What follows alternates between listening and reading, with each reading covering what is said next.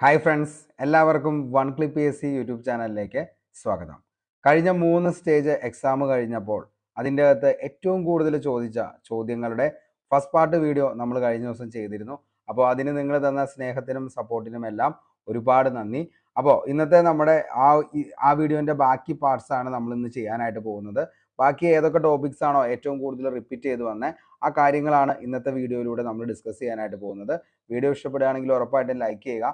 ഇത് നിങ്ങൾക്ക് ഉപകാരപ്രദമാണ് എന്ന് തോന്നുകയാണെങ്കിൽ മറ്റുള്ളവരിലേക്കും ഒന്ന് ഷെയർ ചെയ്യുക. അപ്പോൾ നമുക്ക് നേരെ ഇന്നത്തെ ചോദ്യത്തിലേക്ക് പോകാം. ആദ്യത്തെ ചോദ്യം എന്ന് പറയുന്നത് നീതി ആയോഗ് സ്ഥാപിതമായ വർഷം എന്നാണ്. പ്രിലിംസ് സ്റ്റേജ് 3 വീണ്ടും ചോദിച്ചൊരു ചോദ്യമാണ്. അതേപോലെ തന്നെ നീതി ആയോഗിന്റെ ഇപ്പോഴത്തെ വൈസ് ചെയർമാൻ ആരാണ് എന്നുള്ളൊരു ചോദ്യം ചോദിച്ചു.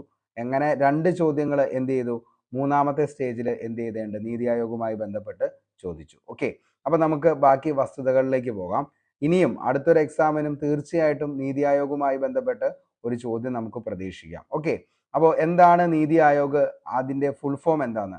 2017 യൂണിവേഴ്സിറ്റി അസിസ്റ്റന്റ് ആണ് ആദ്യമായിട്ട് ഈ പറയുന്ന നീതി ആയോഗ് അതിന്റെ ഫുൾ ഫോം എന്താന്നുള്ളത് PSC ചോദിച്ചത്. ഒരു ഡിഗ്രി ലെവൽ എക്സാമിനായിരുന്നു ആദ്യമായിട്ട് ചോദിച്ചത്. ഓക്കെ, അപ്പോൾ national institution for transforming India എന്നതാണ് നീതി ആയോഗിന്റെ ഫുൾ ഫോം എന്ന് പറയുന്നത്. ഓക്കെ, എന്താണെന്ന് ചോദിച്ചാൽ national institution for transforming India എന്നതാണ് നീതി ആയോഗിന്റെ ഫുൾ ഫോം എന്ന് പറയുന്നത്. 2015 ജനുവരി 1 മുതൽ ഇന്ത്യൻ ആസൂത്രണ കമ്മീഷന് പകരമായി വന്ന പുതിയ സംഘടനയുടെ പേരാണ് എന്തെന്ന് പറയുന്നത്, നീതി ആയോഗ് എന്ന് പറയുന്നത്. അപ്പോൾ എന്നാണ് രൂപീകൃതമായത് എന്ന് ചോദിച്ചാൽ മക്കളെ 2015 ജനുവരി 1 national institution for transforming India Aayog എന്നതിന്റെ ചുരുക്കപ്പേരാണ് എന്തെന്ന് പറയുന്നത്, NITI Aayog. Independence evaluation of director general Ajay ചിബ്ബറിന്റെ ശുപാർശ പ്രകാരം പ്ലാനിംഗ് കമ്മീഷന് പകരം വന്ന പുതിയ ഒരു സംഭവമാണ് എന്തെന്ന് പറയുന്നത്, നീതി ആയോഗ് എന്ന് പറയുന്നത്. അപ്പോൾ independence evaluation of director general Ajay ചിബ്ബറിന്റെ നിർദ്ദേശപ്രകാരമാണ് എന്ത് ചെയ്യുന്നത്, പ്ലാനിംഗ് കമ്മീഷന് പകരം നീതി ആയോഗ് നിലവിൽ വന്നത്. ആസ്ഥാനം എവിടെയാണെന്ന് ചോദിച്ചാൽ നീതി ഭവൻ, സൻസദ് മാർഗ്, ന്യൂഡൽഹി. ഗവൺമെന്റ് പ്രോഗ്രാമുകളും വികസന തന്ത്രങ്ങളും ദീർഘകാല അടിസ്ഥാനത്തിൽ നടപ്പാക്കുന്നതിനായി പ്രവർത്തിക്കുന്ന ഇന്ത്യ ഗവൺമെന്റിന്റെ സമിതിയെയാണ് നമ്മൾ എന്തെന്ന് വിളിക്കുന്നത്, നീതി ആയോഗ് എന്നതുകൊണ്ട് ഉദ്ദേശിക്കുന്നത്. ഓക്കെ, നീതി ആയോഗിന്റെ വിശേഷണങ്ങൾ എന്തൊക്കെയാണെന്ന് ചോദിച്ചു കഴിഞ്ഞാൽ ഇന്ത്യയുടെ പോളിസി കമ്മീഷൻ എന്നറിയപ്പെടുന്നത് ഏതാണെന്ന് ചോദിച്ചു കഴിഞ്ഞാൽ ഏതാണ്, നീതി ആയോഗാണ് ഇന്ത്യയുടെ പോളിസി കമ്മീഷൻ എന്ന് പറയുന്നത്. ഇന്ത്യയുടെ തിങ്ക് ടാങ്ക് എന്നറിയപ്പെടുന്നത് ഏതാണെന്ന് ചോദിച്ചാൽ ഇന്ത്യയുടെ തിങ്ക് ടാങ്ക് എന്നറിയപ്പെടുന്നതും നീതി ആയോഗാണ്. നീതി ആയോഗിന്റെ സമ്മേളനം നടന്നത് എന്നാണ് എന്ന് ചോദിച്ചു കഴിഞ്ഞാൽ അത് 2015 ഫെബ്രുവരി 8 നീതി ആയോഗിന്റെ സമ്മേളനം നടന്നത്. നീതി ആയോഗിന്റെ ആദ്യ സമ്മേളനം അറിയപ്പെടുന്ന പേരാണ് ടീം ഇന്ത്യ മീറ്റിംഗ് എന്നുള്ളത്. ഓക്കെ, അപ്പോൾ നീതി ആയോഗിന്റെ ആദ്യ സമ്മേളനം അറിയപ്പെടുന്നത് ഏതാണെന്ന് ചോദിച്ചു കഴിഞ്ഞാൽ ടീം ഇന്ത്യ. ഇതിൻ്റെ അകത്ത് നമ്മൾ നിലവിൽ കേൾക്കാത്തൊരു പോയിന്റ് അല്ലെങ്കിൽ ഒരു റെയർ ആയിട്ടുള്ള പോയിന്റ് എന്ന് പറയുന്നത് ഇതായിരിക്കും. Independence evaluation office director general Ajay ചിബ്ബറിന്റെ ശുപാർശ പ്രകാരമാണ് പ്ലാനിംഗ് കമ്മീഷന് പകരം നീതി ആയോഗ് നിലവിൽ വന്നത്. ബാക്കി എല്ലാ പോയിന്റ്സും നമ്മൾ എന്ത് ചെയ്തേക്കുന്നതാണ്, ഡിസ്കസ് ചെയ്ത് പോയേക്കുന്നതാണ്. ഓക്കെ, ഇനി എന്താണ് നീതി ആയോഗിന്റെ ഘടന എന്ന് ചോദിച്ചു കഴിഞ്ഞാൽ ചെയർപേഴ്സൺ ഇന്ത്യൻ പ്രധാനമന്ത്രി ആയിരിക്കും. ഓക്കെ, അപ്പോൾ ചെയർപേഴ്സൺ എന്ന് പറയുന്നത് ആര് തന്നെയാ, ഇന്ത്യൻ പ്രധാനമന്ത്രി ആയിരിക്കും. ഗവേണിംഗ് കൗൺസിൽ സംസ്ഥാന മുഖ്യമന്ത്രിമാർ, കേന്ദ്രഭരണ പ്രദേശത്തിലെ മുഖ്യമന്ത്രിമാർ, ലഫ്റ്റനന്റ് ഗവർണർമാർ എന്നിവർ ഉൾപ്പെട്ടതാണ് ഗവേണിംഗ് കൗൺസിൽ എന്ന് പറയുന്നത്. ഇനി റീജിയണൽ കൗൺസിൽ എന്ന് പറയുന്നത് ഒന്നോ അതിലധികമോ സംസ്ഥാന മേഖലകളെ സംബന്ധിച്ച വിഷയങ്ങൾ കൈകാര്യം ചെയ്യുന്നതിന് റീജിയണൽ കൗൺസിൽ ഉണ്ടായിരിക്കും. നിശ്ചിത കാലത്തേക്കാണ് ഇവയുടെ രൂപീകരണം എന്ന് പറയുന്നത്. പ്രധാനമന്ത്രിയാണ് എന്ത് ചെയ്യുന്നത്, ഈ പറയുന്ന റീജിയണൽ കൗൺസിൽ വിളിച്ചു ചേർക്കുന്നത്. ഓക്കെ, ഇനി അതായത് മേഖലയിലെ മുഖ്യമന്ത്രിമാർ, ലഫ്റ്റനന്റ് ഗവർണർമാർ എന്നിവർ ഇതിൽ എന്ത് ചെയ്തിരുന്നു, ഉൾപ്പെട്ടിട്ടുണ്ടാകും. അതേപോലെ തന്നെ നീതി ആയോഗിന്റെ ചെയർപേഴ്സൺ അദ്ദേഹം നിശ്ചയിക്കുന്ന പ്രതിനിധിയോ ആയിരിക്കും അധ്യക്ഷത വഹിക്കുന്നത്. ഓക്കെ, ഇനി വൈസ് ചെയർപേഴ്സൺ ക്യാബിനറ്റ് മന്ത്രിയുടെ പദവി ആയിരിക്കും നിലവിൽ വൈസ് ചെയർപേഴ്സണ് ഉള്ളത്. ക്യാബിനറ്റ് മന്ത്രിയുടെ പദവിയാണ് ആർക്കുള്ളത്, വൈസ് ചെയർപേഴ്സണ് ഉള്ളത്. ഇത് നിയമിക്കുന്നത് ആരാന്ന് ചോദിച്ചു കഴിഞ്ഞാൽ അത് ആര് തന്നെയാ, പ്രധാനമന്ത്രിയാണ് വൈസ് ചെയർപേഴ്സണെ നിയമിക്കുന്നത്. ഫുൾ ടൈം മെമ്പർ സംസ്ഥാന മന്ത്രിയുടെ പദവിയാണ് ഫുൾ ടൈം മെമ്പർമാർക്കുള്ളത്. ഓക്കെ, അപ്പോൾ ഫുൾ ടൈം മെമ്പർമാർക്കാണെങ്കിൽ എന്താണ് സംസ്ഥാന മന്ത്രിമാരുടെ പദവിയാണ്.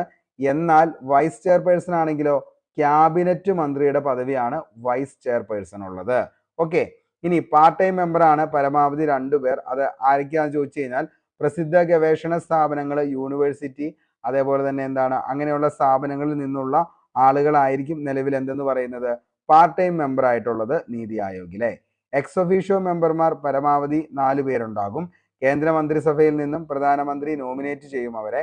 ചീഫ് എക്സിക്യൂട്ടീവ് ഓഫീസർ ഗവൺമെന്റ് സെക്രട്ടറിയുടെ റാങ്ക് ആയിരിക്കും. ഇവരെ നിയമിക്കുന്നതും ആര് തന്നെയായിരിക്കും? നിലവിൽ പ്രധാനമന്ത്രി തന്നെയായിരിക്കും. ഓക്കെ, അപ്പോൾ എല്ലാ ആളുകളെയും നിയമിക്കുന്നത് ആരാന്ന് ചോദിച്ചു കഴിഞ്ഞാൽ നീതി ആയോഗിന്റെ ആര് തന്നെയാണ്? പ്രധാനമന്ത്രി തന്നെയാണ് എല്ലാവരെയും നിയമിക്കുന്നത്. നീതി ആയോഗിന്റെ മറ്റു വിഭാഗങ്ങൾ ആരൊക്കെയാണെന്ന് ചോദിച്ചു കഴിഞ്ഞാൽ ഏറ്റവും ഇമ്പോർട്ടൻ്റ് ആയിട്ടുള്ള ഒരു 3 പാർട്ടാണ് നീതി ആയോഗിനുള്ളത്. ഒന്നാമത്തെ പാർട്ട് ഏതാണെന്ന് ചോദിച്ചാൽ മക്കളെ അതാണ് റിസർച്ച് വിങ് എന്ന് പറയുന്നതാണ് നീതി ആയോഗിന്റെ ഫസ്റ്റ് പാർട്ട് എന്ന് പറയുന്നത്. സെക്കൻഡ് പാർട്ട് കൺസൾട്ടൻസി വിങ് ആണ് രണ്ടാമത്തെ പാർട്ട്. മൂന്നാമത്തെ പാർട്ട് എന്ന് പറയുന്നത് ടീം ഇന്ത്യ വിങ്. ഇങ്ങനെ 3 പാർട്ടായിട്ടാണ് നീതി ആയോഗിന്റെ മറ്റു വിഭാഗങ്ങളെ നിലവിൽ തിരിച്ചിരിക്കുന്നത്. എന്താണ് റിസർച്ച് വിങ് എന്ന് ചോദിച്ചു കഴിഞ്ഞാൽ പ്രാദേശിക വികസന രേഖകൾ തയ്യാറാക്കുന്നത് ആരാന്ന് ചോദിച്ചു കഴിഞ്ഞാൽ അത് റിസർച്ച് വിങ് ആണ്. പ്രാദേശിക വികസന രേഖകൾ തയ്യാറാക്കുന്നത് ആരാണ്? റിസർച്ച് വിങ് ആണ്. ഓക്കെ, ഇനി കൺസൾട്ടൻസി വിങ് എന്ന് ചോദിച്ചു കഴിഞ്ഞാൽ ആവശ്യാനുസരണം കേന്ദ്ര സംസ്ഥാന ഫണ്ടുകൾ നൽകുന്നത് വിദഗ്ധ ഉപദേശം നൽകാനും വിദഗ്ധ സമിതികളെ സഹകരിപ്പിക്കാനും മേഖലകളുടെ ആവശ്യാനുസരണം പ്രശ്നപരിഹാര മാർഗങ്ങൾ നിർദ്ദേശിക്കാനും പ്രവർത്തിക്കുന്നതാണ് ഏതെന്ന് പറയുന്നത് കൺസൾട്ടൻസി വിങ് എന്ന് പറയുന്നത്. എന്താണ്? Consultancy wing. അപ്പോൾ നമ്മൾ പറഞ്ഞു ആദ്യത്തെ എന്താണ്? റിസർച്ച് വിങ് ആണ്, പ്രാദേശിക വികസന രേഖകൾ തയ്യാറാക്കുന്നു. ഇനി കൺസൾട്ടൻസി വിങ്സ് എന്താണെന്ന് ചോദിച്ചു കഴിഞ്ഞാൽ എന്താണ്? കേന്ദ്ര സംസ്ഥാന ഫണ്ടുകൾ നൽകുന്നതിനും അതേപോലെ തന്നെ വിദഗ്ധ ഉപദേശങ്ങൾ നൽകാനും വിദഗ്ധ സമിതികളെ സഹകരിപ്പിക്കാനും വേണ്ടിയിട്ടാണ് കൺസൾട്ടൻസി വിങ്. ഇനി അവസാനത്തെ മൂന്നാമത്തെ വിങ് എന്ന് പറയുന്നതാണ് എന്തെന്ന് പറയുന്നത് അതായത് ടീം ഇന്ത്യ വിങ് എന്ന് പറയുന്നത്. അതായത് സംസ്ഥാന മന്ത്രി സഭകളെയും അതായത് സംസ്ഥാനത്ത് നിന്നുള്ള പ്രതിനിധികളെയും ഉൾപ്പെടുത്തിയിട്ടുള്ള ഏകോപിത പ്രവർത്തനമാണ് ടീം ഇന്ത്യ വിങ്ങില്. ഓരോ സംസ്ഥാനത്തിനും അതിന്റെ മന്ത്രിസഭയ്ക്കും നീതി ആയോഗിൽ പ്രാധാന്യമുണ്ടെന്ന് എന്ത് ചെയ്യുന്നു? ഉറപ്പാക്കുന്നു. ഓക്കെ, അപ്പൊ അങ്ങനെ 3 കാറ്റഗറി ആയിട്ടാണ് നീതി ആയോഗിന്റെ മറ്റു വിഭാഗങ്ങളെ തിരിച്ചിരിക്കുന്നത്. അങ്ങനെ നമ്മൾ പറഞ്ഞു, ഒന്ന് എന്താണെന്ന് ചോദിച്ചു കഴിഞ്ഞാൽ റിസർച്ച് വിങ്, 2 കൺസൾട്ടൻസി വിങ്, 3 എന്താണ്? ടീം ഇന്ത്യ വിങ് ആണ്. ഓക്കെ, ഇനി നീതി ആയോഗ് സംസ്ഥാന സഭകളുമായി നേരിട്ട് ബന്ധം സ്ഥാപിക്കുകയും വികസന സംബന്ധമായ വിഷയങ്ങളിൽ കേന്ദ്രത്തിനും സംസ്ഥാനത്തിനുമിടയിൽ മധ്യവർത്തിയായി നിലകൊള്ളുന്നു. ഓക്കെ, ഇനി ഭരണ നേതൃത്വം നമ്മൾ എടുത്തു നോക്കുകയാണെങ്കിൽ നിലവില് അധ്യക്ഷൻ എന്ന് പറയുന്നത് ആര് തന്നെയാണ്? നരേന്ദ്രമോദിയാണ് അധ്യക്ഷൻ എന്ന് പറയുന്നത്. നരേന്ദ്രമോദി ആദ്യവും അതേപോലെ തന്നെ ഇപ്പോഴത്തെയും ആര് തന്നെയാന്ന് ചോദിച്ചാൽ ആര് തന്നെയാണ്? നരേന്ദ്രമോദി തന്നെയാണ്. ഉപാധ്യക്ഷൻ ആരാന്ന് ചോദിച്ചാൽ ആരാണ്? സുമൻ കെ ബറി ആണ് എന്തെന്ന് പറയുന്നത് ഉപാധ്യക്ഷൻ എന്ന് പറയുന്നത് സുമൻ കെ ബറി. ഇനി ആദ്യത്തെ ഉപാധ്യക്ഷൻ ആരാണെന്ന് ചോദിച്ചു കഴിഞ്ഞാൽ അത് ആരാണ്? അരവിന്ദ് പനഗരിയ. ഒത്തിരി തവണ ചോദിച്ച ചോദ്യമാണ്. ആദ്യത്തെ ആരാണ് നീതി ആയോഗിന്റെ ഉപാധ്യക്ഷൻ എന്ന് ചോദിച്ചു കഴിഞ്ഞാൽ അത് അരവിന്ദ് പനഗരിയാണ്. അരവിന്ദ് പനഗരിയ. രണ്ടാമത്തെ ആണ് ആരെന്ന് പറയുന്നത് രാജീവ് കുമാർ എന്ന് പറയുന്നത്. സിഒ ഇപ്പോഴത്തെ ആരാന്ന് ചോദിച്ചു കഴിഞ്ഞാൽ ആരാണ്? BVR സുബ്രഹ്മണ്യമാണ്. BVR സുബ്രഹ്മണ്യമാണ് ഇപ്പോഴത്തെ CEO എന്ന് പറയുന്നത്. BVR സുബ്രഹ്മണ്യം. ആദ്യത്തെ ആരാന്ന് ചോദിച്ചാൽ ആരായിരുന്നു? സിന്ധുശ്രീ ഗുള്ളരാണ് ആദ്യത്തെ. രണ്ടാമത്തെ ആണ് അമിതാഭ് കാന്ത്. അപ്പോൾ ഓർത്തു വെച്ചോ, ഇതെല്ലാം എന്താണ്?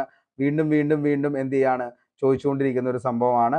അപ്പോൾ എന്ത് ചെയ്യുക? വീണ്ടും വീണ്ടും എന്ത് ചെയ്യുക? പഠിച്ച് സെറ്റായിട്ട് വയ്ക്കാനായിട്ട് ശ്രമിക്കുക നീതി ആയോഗ്. ഓക്കെ, ഇനി ആരൊക്കെയാണ് സ്ഥിരം അംഗങ്ങൾ നീതി ആയോഗിന്റെ എന്ന് ചോദിച്ചു കഴിഞ്ഞാൽ VK സരസ്വത് സ്ഥിര അംഗത്തിൽപ്പെട്ട ആളാണ്. അതേപോലെ തന്നെ VK പോള്, രമേശ് ചന്ദ്, അരവിന്ദ് വീരമണി, ഇത്രയും പേരാണ് എന്തെന്ന് പറയുന്നത് സ്ഥിര അംഗങ്ങൾ. അപ്പോൾ നീതി ആയോഗിന്റെ സ്ഥിര അംഗങ്ങളിൽപ്പെട്ട ആളുകൾ ആയിട്ടുള്ള 4 പേര് ആരൊക്കെയാണെന്ന് ചോദിച്ചാൽ VK സരസ്വത്, അതേപോലെ തന്നെ എന്താണ് VK പോള്, രമേശ് ചന്ദ്, അരവിന്ദ് വീരമണി. 4 പേരാണ് സ്ഥിര അംഗങ്ങളിൽപ്പെട്ട ആളുകൾ എന്ന് പറയുന്നത്. ഓക്കെ, ഇനി അനൗദ്യോഗിക അംഗങ്ങളെ ആരൊക്കെയാന്ന് ചോദിച്ചു കഴിഞ്ഞാൽ ആരൊക്കെയാ? അമിത് ഷാ, രാജ്നാഥ് സിംഗ്, നിർമ്മല സീതാരാമൻ, നരേന്ദ്ര സിംഗ് തോമർ. ഓക്കെ, അപ്പോൾ ബാക്കി അനൗദ്യോഗിക അംഗങ്ങളിൽപ്പെട്ട 4 പേര് ആരൊക്കെയാണ് മക്കളെ?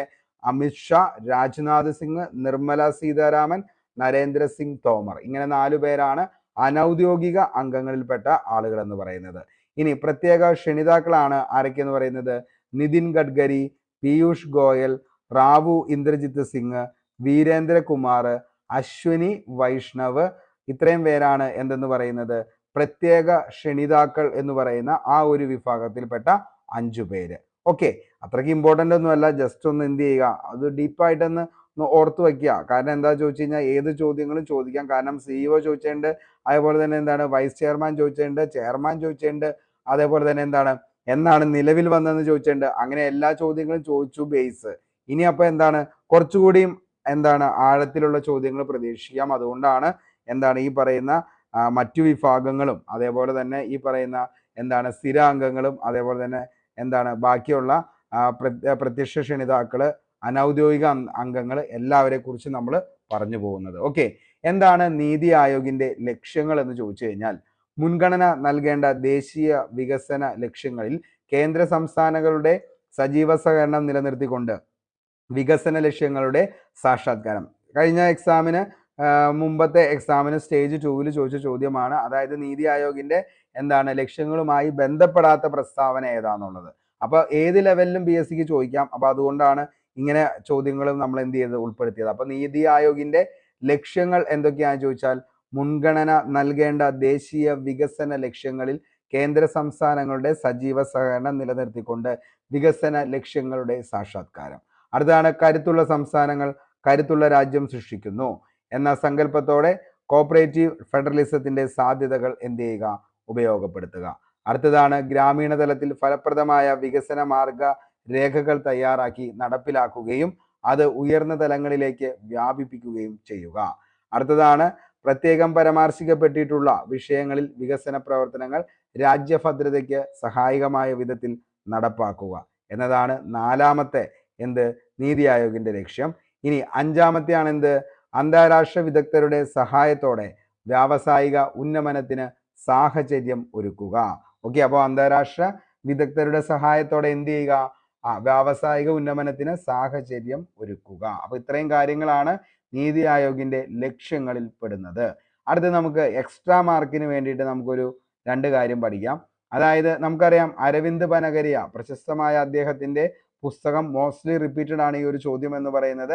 അദ്ദേഹത്തിന്റെ പുസ്തകമാണ് ഇന്ത്യ എമർജിംഗ് ജയന്റ്. താഴെ പറയുന്നവയിൽ ആരുടെ പുസ്തകമാണ് ഇന്ത്യ എമർജിംഗ് ജയന്റ് എന്ന് ചോദിച്ചു കഴിഞ്ഞാൽ അരവിന്ദ് പനഗരിയയുടെ പുസ്തകമാണ് ഇന്ത്യ എമർജിംഗ് ജയന്റ് എന്ന് പറയുന്നത്. ഇനി അമിതാഭ് കാന്തിന്റെ പ്രശസ്തമായ പുസ്തകങ്ങളാണ് ഏതെന്ന് പറയുന്നത്? Branding India and incredible story, അതേപോലെ incredible India 2.0 synergy of growth and governance. അപ്പോൾ ഇതും ആരുടെ തന്നെയാണ്? അമിതാഭ് കാന്തിന്റെ പുസ്തകമാണ്. അപ്പോൾ അമിതാഭ് കാന്തിന്റെ പുസ്തകങ്ങളാണ് branding India and incredible story എന്ന് പറയുന്നതും അതേപോലെ തന്നെ ഏതാണ് incredible India 2.0 synergy of growth and governance. Okay, അപ്പോൾ അരവിന്ദ് പനഗരിയുടെ പുസ്തകം ഇന്ത്യ എമർജിംഗ് ജയന്റ്. മാറിപ്പോവരുത്, രണ്ടും ഇമ്പോർട്ടൻ്റ് ആയിട്ടുള്ള ടോപ്പിക്കാണ്. ഓക്കെ, അപ്പോൾ ഇത്രയും കാര്യങ്ങളാണ് നീതി ആയോഗുമായി ബന്ധപ്പെട്ട് നമുക്ക് പഠിക്കാനുള്ളൂ.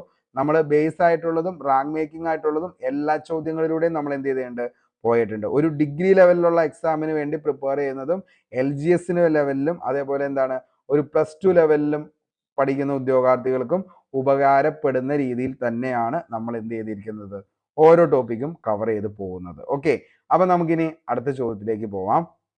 അടുത്ത ചോദ്യമാണ് ആദിത്യ L1 ചോദിച്ചു PSC. ഇന്ത്യയുടെ സൗര മിഷനായ ആദിത്യ L1ന് ഭൂമിയിൽ നിന്നുള്ള അകലം സൂര്യനും തമ്മിലുള്ള അകലത്തിന്റെ എത്ര ശതമാനമാണ് എന്ന് PSC എന്ത് ചെയ്തു? 3rd സ്റ്റേജിൽ ഈ ഒരു ചോദ്യം ചോദിച്ചു. ഓക്കെ, അപ്പൊ നമുക്ക് നോക്കാം. ഇന്ത്യയുടെ ആദ്യത്തെ സൗര ദൗത്യമാണ് ഏതെന്ന് പറയുന്നത്? ആദിത്യ L1 എന്ന് പറയുന്നത് ഇന്ത്യയുടെ ആദ്യത്തെ സൗര ദൗത്യമാണ് ആദിത്യ L1. വിക്ഷേപിച്ചെന്നാ ചോദിച്ചാൽ മക്കളെ 2023 സെപ്റ്റംബർ 2-നാണ് ആദിത്യ L1 വിക്ഷേപിച്ചത്. വിക്ഷേപണ വാഹനമാണ് PSLV C-57. ഓക്കെ, അപ്പോൾ PSLV C-57-ലാണ് ഏത് വിക്ഷേപിക്കുന്നത്? ആദിത്യ L1 എന്ന് പറയുന്നത് ഇന്ത്യയുടെ ആദ്യത്തെ സൗര ദൗത്യം വിക്ഷേപിക്കുന്നത്. ആരായിരുന്നു പ്രൊജക്ട് ഡയറക്ടർ എന്ന് ചോദിച്ചു കഴിഞ്ഞാൽ നിഗർ ഷാജി ആണ്. മിഷൻ ഡയറക്ടർ ആണെങ്കിൽ SR ബിജു ആണ് മിഷൻ ഡയറക്ടർ എന്ന് പറയുന്നത്. ചിലപ്പോൾ ഇനി ചോദിക്കാം പ്രൊജക്ട് ഡയറക്ടർ ആരാന്ന് ചോദിച്ചു കഴിഞ്ഞാൽ നിഗർ ഷാജിയാണ്. മിഷൻ ഡയറക്ടർ ആരാന്ന് ചോദിച്ചാൽ SR ബിജു ആണ്. ഓക്കെ, ഇനി ഓൺബോർഡ് പ്രൊപ്പൽഷൻ എന്ന പ്രക്രിയയിലൂടെ എന്താണ് ഭൂമിയുടെ ഗുരുത്വാകർഷണ ബലത്തിന് പുറത്തേക്ക് പേടകം എത്തുന്നത്. ഓക്കെ, അപ്പോൾ എന്താണ് ഓൺബോർഡ് പ്രൊപ്പൽഷൻ എന്ന പ്രക്രിയയിലൂടെയാണ് ഭൂമിയുടെ ഗുരുത്വാകർഷണ ബലത്തിന് പുറത്തേക്ക് എന്ത് ചെയ്യുന്നത് L1 ആദിത്യ L1 എന്ന് പറയുന്ന പേടകം എത്തുന്നത്. ഭൂമിയിൽ നിന്ന് 15 ലക്ഷം കിലോമീറ്റർ അകലെയുള്ള സൗര ഭൗമ ലഗ്യാൻ പോയിന്റ് അതായത് L1 പോയിന്റ് ചുറ്റുമുള്ള ഹാലോ ഭ്രമണപഥത്തിൽ പേടകത്തെ എത്തിക്കുക എന്നതാണ് ആദിത്യ L1 എന്ന് പറയുന്ന പദ്ധതിയുടെ ലക്ഷ്യം എന്ന് പറയുന്നത്. അങ്ങനെ ലക്ഷ്യസ്ഥാനത്തെത്തിയത് 2024 ജനുവരി 6-നാണ് ലക്ഷ്യസ്ഥാനത്ത് ആദിത്യ L1 എത്തിയത്. 2024 ജൂലൈ 2-ന് ആദിത്യ L1 ഹാലോ ഓർബിറ്ററിൽ ആദ്യ ഭ്രമണം പൂർത്തിയാക്കി. 178 ദിവസം എടുത്താണ് ആദിത്യ L1 ഹാലോ ഓർബിറ്ററിലെ ആദ്യ സഞ്ചാരം പൂർത്തിയാക്കുന്നത്. ഓക്കെ, അപ്പോൾ 178 ദിവസം എടുത്തിട്ടാണ് എന്ത് ചെയ്തത് ആദിത്യ L1 ഹാലോ ഓർബിറ്ററിലെ സഞ്ചാരപഥം എന്ത് ചെയ്യുന്നത് പൂർത്തിയാക്കുന്നത്. ലക്ഷ്യസ്ഥാനത്ത് എത്തിയതോ 2024 ജനുവരി 26-നുമാണ് ലക്ഷ്യസ്ഥാനത്ത് എത്തിയത്. ഓക്കെ, ഇനിയുള്ള എക്സാമിന് ചോദിക്കാൻ പറ്റുന്ന ഏറ്റവും ഇമ്പോർട്ടൻ്റ് ആയിട്ടുള്ള 7 കാര്യങ്ങളാണ് ഇതിൻ്റെ അകത്ത് നമുക്ക് പഠിക്കാനുള്ളത്. 7 പേലോഡുകൾ. ഓക്കെ, ഏതൊക്കെയാണ് ആ 7 പേലോഡുകൾ എന്ന് ചോദിച്ചു കഴിഞ്ഞാൽ ഒന്നാമത്തെയാണ് വെൽക്ക്, രണ്ടാമത്തെയാണ് സൂട്ട്, മൂന്നാമത്തെയാണ് ആസ്പെക്സ് എന്ന് പറയുന്നത്, നാലാമത്തെ പാപ്പ, അഞ്ചാമത്തെ സോളക്സ്, ആറാമത്തെ ഹീലിയോസ്, ഏഴാമത്തെയാണ് മാഗറ്റോമീറ്റർ. അങ്ങനെ 7 പേലോഡുകളാണ് എന്തിനുള്ളത് ആദിത്യ L1 എന്ന് പറയുന്ന പേടകത്തിനുള്ളത്. 7 പേലോഡുകൾ ഓർത്തു വച്ചോ. 7 പേലോഡുകൾ ഏതൊക്കെയാണെന്നുള്ളത് വെൽക്ക് അതായത് വിസിബിൾ എമിഷൻ ലൈൻ കൊറോണാഗ്രാഫ്. ആക്ച്വലി എന്താണ് ഇതിൻ്റെ ഉദ്ദേശം എന്ന് ചോദിച്ചാൽ സൂര്യൻ്റെ ബാഹ്യവലയമായ കൊറോണയെക്കുറിച്ച് പഠിക്കുന്നതാണ് വെൽക്ക് എന്ന് പറയുന്നത്. സൂട്ട് എന്ന് വെച്ച് കഴിഞ്ഞാൽ സോളാർ അൾട്രാവയലറ്റ് ഇമേജിംഗ് ടെലസ്കോപ്പ്, അതായത് സൂര്യൻ്റെ ചിത്രങ്ങൾ എടുക്കുക, സൗരവികിരണം വ്യതിയാനങ്ങൾ അളക്കുക എന്നിവയാണ് സൂട്ടിൻ്റെ ലക്ഷ്യം എന്ന് പറയുന്നത്. എന്താണ് ആസ്പെക്സ് എന്ന് ചോദിച്ചു കഴിഞ്ഞാൽ Aditya solar wind particle experiment എന്നതാണ് ആസ്പെക്സിൻ്റെ അർത്ഥം എന്ന് പറയുന്നത്. ഇനി പാപ്പ എന്ന് ചോദിച്ചു കഴിഞ്ഞാൽ plasma analyser package for Aditya എന്നതാണ് പാപ്പ. എന്താണ് സോളക്സ് എന്ന് വെച്ച് കഴിഞ്ഞാൽ solar low energy X-ray spectrometer എന്നതാണ് സോളക്സ് എന്ന് പറയുന്നത്. എന്താണ് ഹീലിയോസ് എന്ന് ചോദിച്ചു കഴിഞ്ഞാൽ സൂര്യൻ്റെ എക്സ്റേ കിരണങ്ങളെക്കുറിച്ച് പഠിക്കുന്നതാണ് ഹീലിയോസ്. മാഗറ്റോമീറ്റർ സൂര്യൻ്റെ കാന്തിക വലയത്തെക്കുറിച്ച് പഠിക്കുന്നതാണ് മാഗറ്റോമീറ്റർ. അങ്ങനെ 7 പേലോഡുകളാണ് ആദിത്യ L1-നുള്ളത്. അപ്പോൾ 7 പേലോഡുകളും അത് എന്തിനു വേണ്ടിയിട്ടാണ് ഉപയോഗിക്കുന്നത് എന്നതിനെക്കുറിച്ചുമാണ് നമ്മളിപ്പോൾ പറഞ്ഞത്. വളരെ വ്യക്തമായെന്ന് കരുതുന്നു. അടുത്ത ചോദ്യത്തിലേക്ക് പോകാം. ചന്ദ്രയാൻ 3 അടുത്തു വന്ന എല്ലാ എക്സാമുകളിലും ഏറ്റവും കൂടുതൽ ചോദിച്ച മറ്റൊരു ചോദ്യമാണ് എന്തെന്ന് പറയുന്നത് ചന്ദ്രയാൻ 3-മായി ബന്ധപ്പെട്ട ചോദ്യം. ഓക്കെ, നമുക്ക് നോക്കാം. ഇന്ത്യയുടെ 3ാമത്തെ ചാന്ദ്ര പര്യവേഷണ ദൗത്യമാണ് ഏതെന്ന് പറയുന്നത് ഈ പറയുന്ന നമ്മുടെ ചന്ദ്രയാൻ 3 എന്ന് പറയുന്നത്. ഇന്ത്യയുടെ 3ാമത്തെ ചാന്ദ്ര പര്യവേഷണ ദൗത്യമാണ് ചന്ദ്രയാൻ 3. വിക്ഷേപിച്ചത് മോസ്റ്റ്ലി റിപ്പീറ്റഡ് ആണ് കേട്ടോ, ഓർത്തു വെച്ചോ. 2023 ജൂലൈ 14-നാണ് വിക്ഷേപിച്ചത്. വിക്ഷേപണ വാഹനം, വിക്ഷേപണ സ്ഥലം, വെരി വെരി ഇമ്പോർട്ടൻ്റ്, വിക്ഷേപണ സ്ഥലം സതീഷ് ധവാൻ സ്പേസ് സെന്റർ ശ്രീഹരിക്കോട്ട. വിക്ഷേപണ വാഹനമാണ് LV-M3 അല്ലെങ്കിൽ M4 എന്ന് പറയുന്നതിലാണ് വിക്ഷേപിച്ചത്. ലിക്വിഡ് ഹൈഡ്രജൻ ആണ് ഇന്ധനമായി ഇതിൻ്റെ അകത്ത് ഉപയോഗിച്ചത്. അതായത് ലിക്വിഡ് ഹൈഡ്രജൻ ഇന്ധനമായിട്ടാണ് ഏത് വിക്ഷേപിച്ചത് നമ്മുടെ ചന്ദ്രയാൻ 3 വിക്ഷേപിച്ചത്. അതിൻ്റെ പ്രൊജക്ട് ഡയറക്ടർ ആരായിരുന്നു ചോദിച്ചാൽ പി വീരമുത്തുവേലാണ് ചന്ദ്രയാൻ 3-ന്റെ പ്രൊജക്ട് ഡയറക്ടർ. പി വീരമുത്തുവേലാണ് ചന്ദ്രയാൻ 3-ന്റെ project director P Veeramuthuvel. Mission ഡയറക്ടറാണ് മോഹനകുമാർ. ചന്ദ്രയാൻ 3 ചന്ദ്രന്റെ ദക്ഷിണ ധ്രുവത്തിൽ നിന്ന് വിജയകരമായി സോഫ്റ്റ് ലാൻഡിംഗ് നടത്തിയത് 2023 ഓഗസ്റ്റ് 23-നാണ്. ഓക്കെ, അപ്പോൾ ചന്ദ്രയാൻ 3 ചന്ദ്രന്റെ ദക്ഷിണ ധ്രുവത്തിൽ നിന്ന് വിജയകരമായി സോഫ്റ്റ് ലാൻഡിംഗ് നടത്തിയത് 2023 ഓഗസ്റ്റ് 23. ചന്ദ്രയാൻ 3 ചന്ദ്രന്റെ ഭ്രമണപഥത്തിൽ എത്തിയത് 2023 ഓഗസ്റ്റ് 5-നാണ്. 3 എവിടെ എത്തിയത്? ഭ്രമണപഥത്തിൽ ചന്ദ്രന്റെ എത്തിയത്. ചന്ദ്രയാൻ 3 വിക്രം ലാൻഡർ ഇറങ്ങിയ സ്ഥലത്തിന് പറയുന്ന പേരാണ് ശിവശക്തി പോയിന്റ്. മോസ്റ്റ്ലി റിപ്പീറ്റഡ് ആണ്, ഓർത്തു വച്ചോ, ചിലപ്പോൾ അടുത്ത എക്സാമിന് ചോദിക്കാം. അപ്പൊ ചന്ദ്രയാൻ 3 വിക്രം ലാൻഡർ ഇറങ്ങിയ സ്ഥലത്തിന്റെ പേരാണ് ശിവശക്തി പോയിന്റ്. ചന്ദ്രയാൻ 2ന്റെ ലാൻഡർ തകർന്നു വീണ സ്ഥലത്തിന്റെ പേരാണ് തിരങ്ക എന്ന് പറയുന്നത്. അപ്പോൾ താഴെ പറയുന്നവയിൽ തിരങ്ക എന്ന് പറയുന്നത് ഏത് ഉപഗ്രഹവുമായി ബന്ധപ്പെട്ടിരിക്കുന്നു എന്ന് ചോദിച്ചു കഴിഞ്ഞാൽ ചന്ദ്രയാൻ 3 ആണ്. ചന്ദ്രയാൻ 3ന്റെ ദൗത്യ ലക്ഷ്യങ്ങളാണ് ചാന്ദ്ര ഉപരിതലത്തിൽ സുരക്ഷിതമായി പേടകം ലാൻഡ് ചെയ്യിപ്പിക്കുക. അതായത് ആക്ച്വലി ഉദ്ദേശിക്കുന്നത് സോഫ്റ്റ് ലാൻഡിംഗ് എന്നതാണ്. ചാന്ദ്രോപരിതലത്തിലൂടെ റോവർ ഉപയോഗിച്ചുള്ള പരീക്ഷണം, അതേപോലെ ചാന്ദ്രോപരിതലത്തിൽ ശാസ്ത്രീയ പരീക്ഷണങ്ങൾ നടത്തുക, ചന്ദ്രന്റെ താപനിലയെ വ്യതിയാനത്തെക്കുറിച്ച് പഠിക്കുന്ന പേലോഡായിട്ടുള്ള ചാസ്തെ. ഓക്കെ, ഇനി ചന്ദ്ര സർഫസ് തെർമോഫിസിക്കൽ എക്സ്പെരിമെന്റ്, അതാണ് ചാസ്തെ.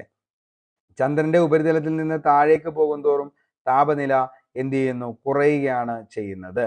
അതേപോലെ തന്നെ ഈ കഴിഞ്ഞൊരു എക്സാമിന് ചോദിച്ച ചോദ്യമാണ് എന്ത്, ദേശീയ ബഹിരാകാശ ദിനം എന്നാണ് ആചരിക്കുന്നത്? ഓഗസ്റ്റ് 23 ദേശീയ ബഹിരാകാശ ദിനമായി ആചരിക്കുന്നത്. ചന്ദ്രയാൻ 3 ചന്ദ്രനിൽ സോഫ്റ്റ് ലാൻഡിംഗ് നടത്തിയതിന്റെ ഓർമ്മയ്ക്കായി ഓഗസ്റ്റ് 23 ദേശീയ ബഹിരാകാശ ദിനമായിട്ടാണ് എന്ത് ചെയ്യുന്നത്, ആചരിക്കുന്നത്. ഓക്കെ, അപ്പോൾ എന്താണ് ചന്ദ്രയാൻ 3 എവിടെയാണ് ഈ പറയുന്ന സോഫ്റ്റ് ലാൻഡിംഗ് ചെയ്തതിന്റെ ഓർമ്മയ്ക്കാണ് ഓഗസ്റ്റ് 23 ദേശീയ ബഹിരാകാശ ദിനമായിട്ട് എന്ത് ചെയ്യുന്നത്, ആചരിക്കുന്നത്. അപ്പോൾ എന്ത് ചെയ്യുക, ചന്ദ്രയാൻ 3മായി ബന്ധപ്പെട്ട എല്ലാ കാര്യങ്ങളും നമ്മൾ എന്ത് ചെയ്തു, പഠിച്ചു കഴിഞ്ഞു. അപ്പോൾ കറണ്ട് അഫയേഴ്സിലും എന്ത് ചെയ്യാം, ഈ ഒരു ചോദ്യം ഉറപ്പായിട്ടും ചോദിക്കാം. അപ്പോൾ എന്ത് ചെയ്തേണ്ട, സ്റ്റേജ് 1, സ്റ്റേജ് 2, സ്റ്റേജ് 3 എല്ലാത്തിലും ഇതുമായി ബന്ധപ്പെട്ട ചോദ്യങ്ങൾ റിപ്പീറ്റഡ് ആണ്. എന്ത് ചെയ്യുക, പഠിക്കാനായിട്ട് ശ്രമിക്കുക. ഓക്കെ, ഇനി നമുക്ക് അടുത്തൊരു ചോദ്യം നോക്കാം. ഹരിത വിപ്ലവം.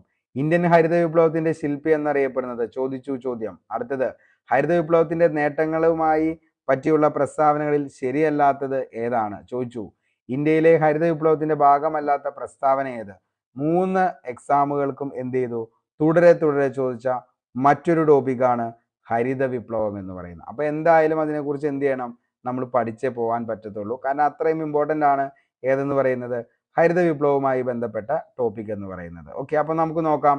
അത്യുൽപാദന ശേഷിയുള്ള വിത്തിനങ്ങൾ, ജലസേചന സൗകര്യങ്ങൾ, രാസവളങ്ങൾ, കീടനാശിനി, കുറഞ്ഞ പലിശയിൽ സാമ്പത്തിക സഹായം എന്നിവ ഉപയോഗപ്പെടുത്തി കാർഷിക ഉൽപാദനത്തിൽ വരുത്തിയ ഗണ്യമായ പുരോഗതിക്ക് പറയുന്ന പേരാണ് എന്തെന്ന് പറയുന്നത്, ഹരിത വിപ്ലവം എന്നതുകൊണ്ട് ഉദ്ദേശിക്കുന്നത്. എന്താന്ന് ചോദിച്ചാൽ ഒന്നുകൂടെ പറയാം.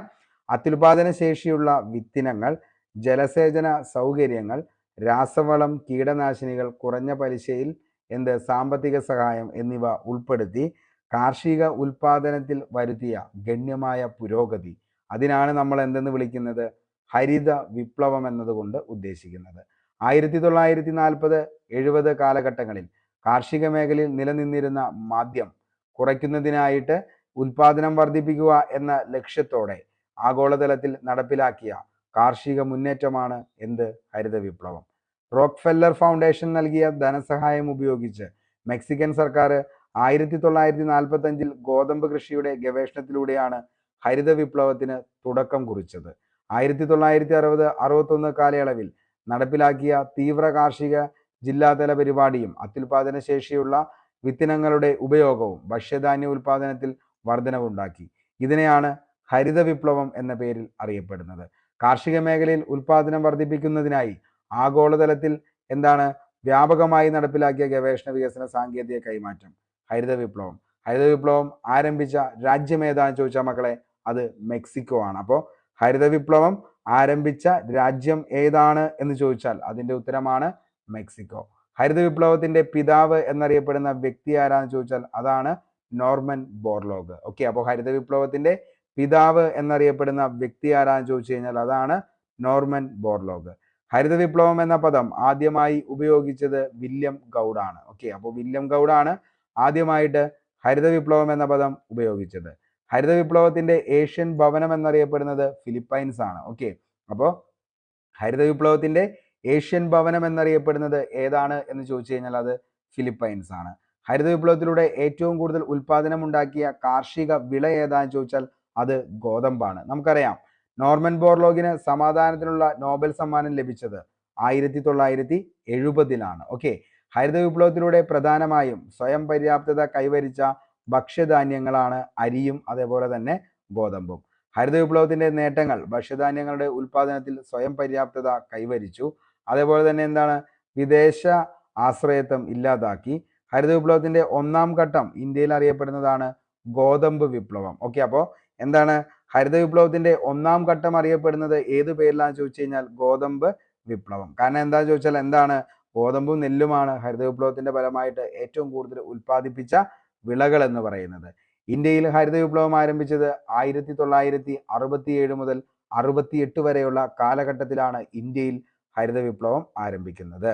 ഇന്ത്യൻ ഹരിത വിപ്ലവത്തിന്റെ പിതാവ് എന്നറിയപ്പെടുന്ന വ്യക്തി ആരാന്ന് ചോദിച്ചാൽ MS സ്വാമിനാഥനാണ് ഇന്ത്യൻ ഹരിത വിപ്ലവത്തിന്റെ പിതാവ് എന്നറിയപ്പെടുന്ന വ്യക്തി MS സ്വാമിനാഥൻ.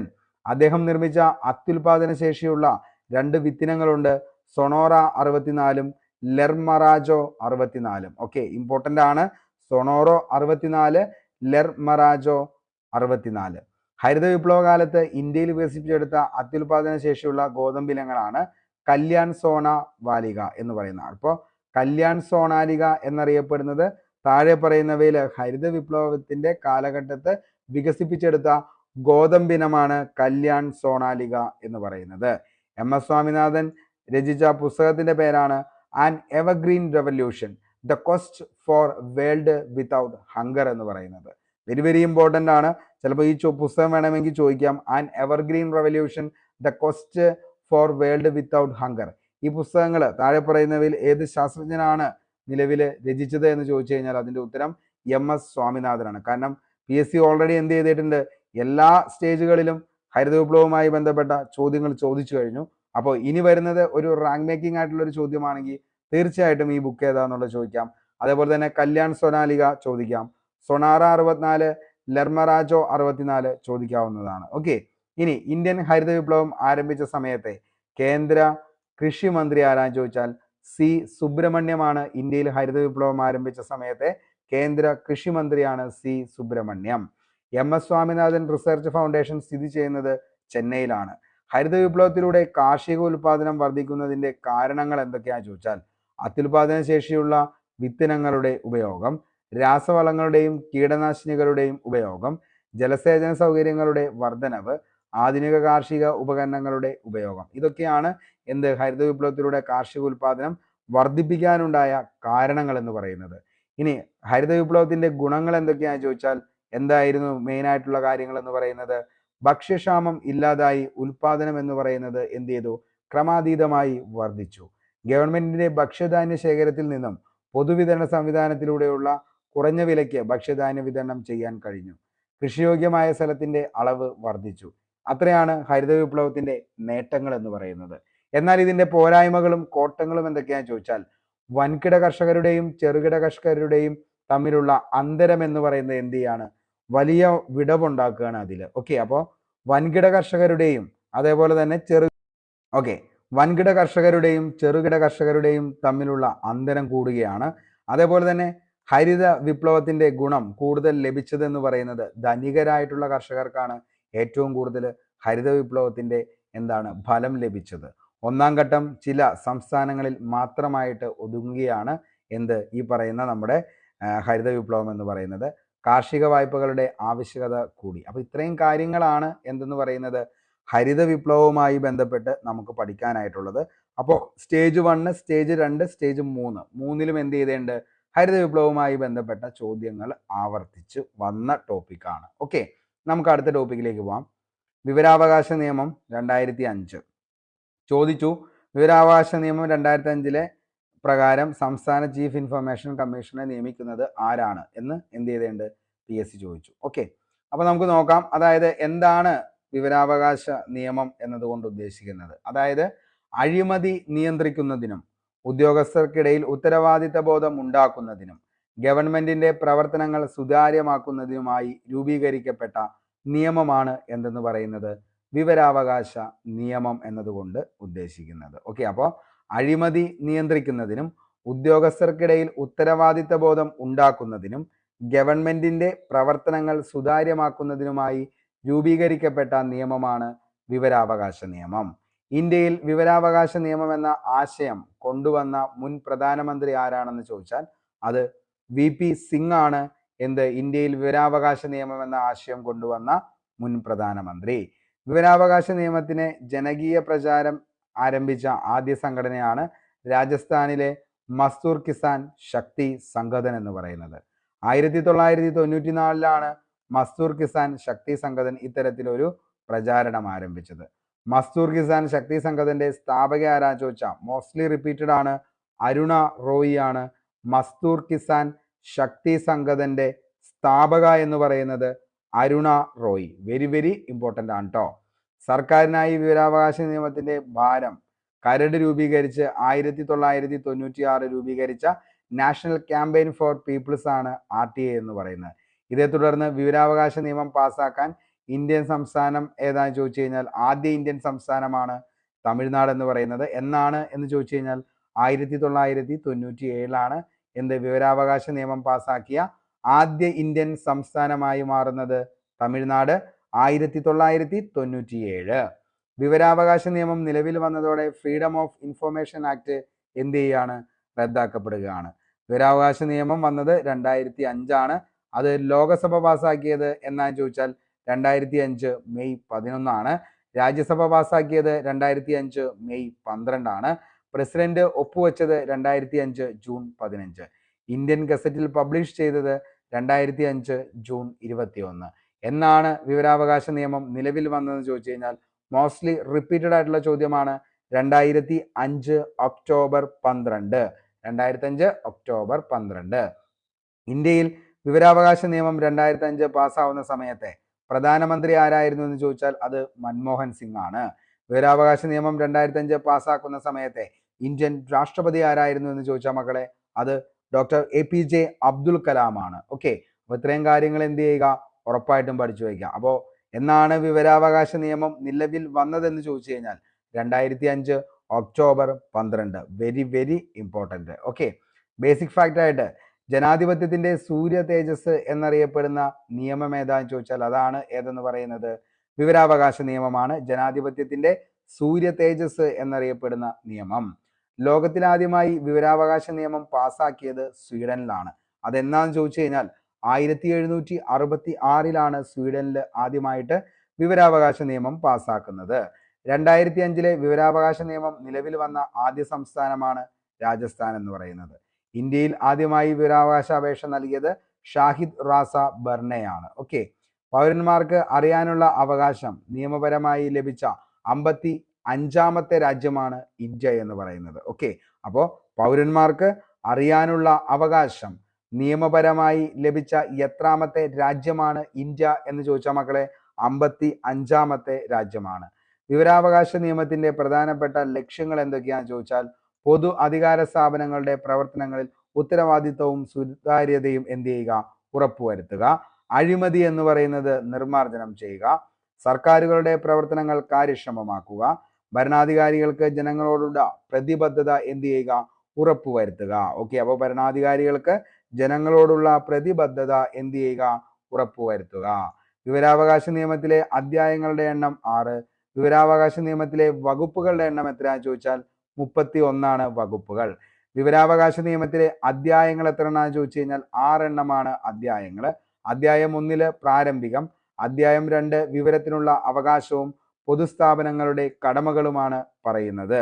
അധ്യായം 3 കേന്ദ്ര വിവരാവകാശ കമ്മീഷനെ കുറിച്ചാണ് പറയുന്നത്. അധ്യായം 3.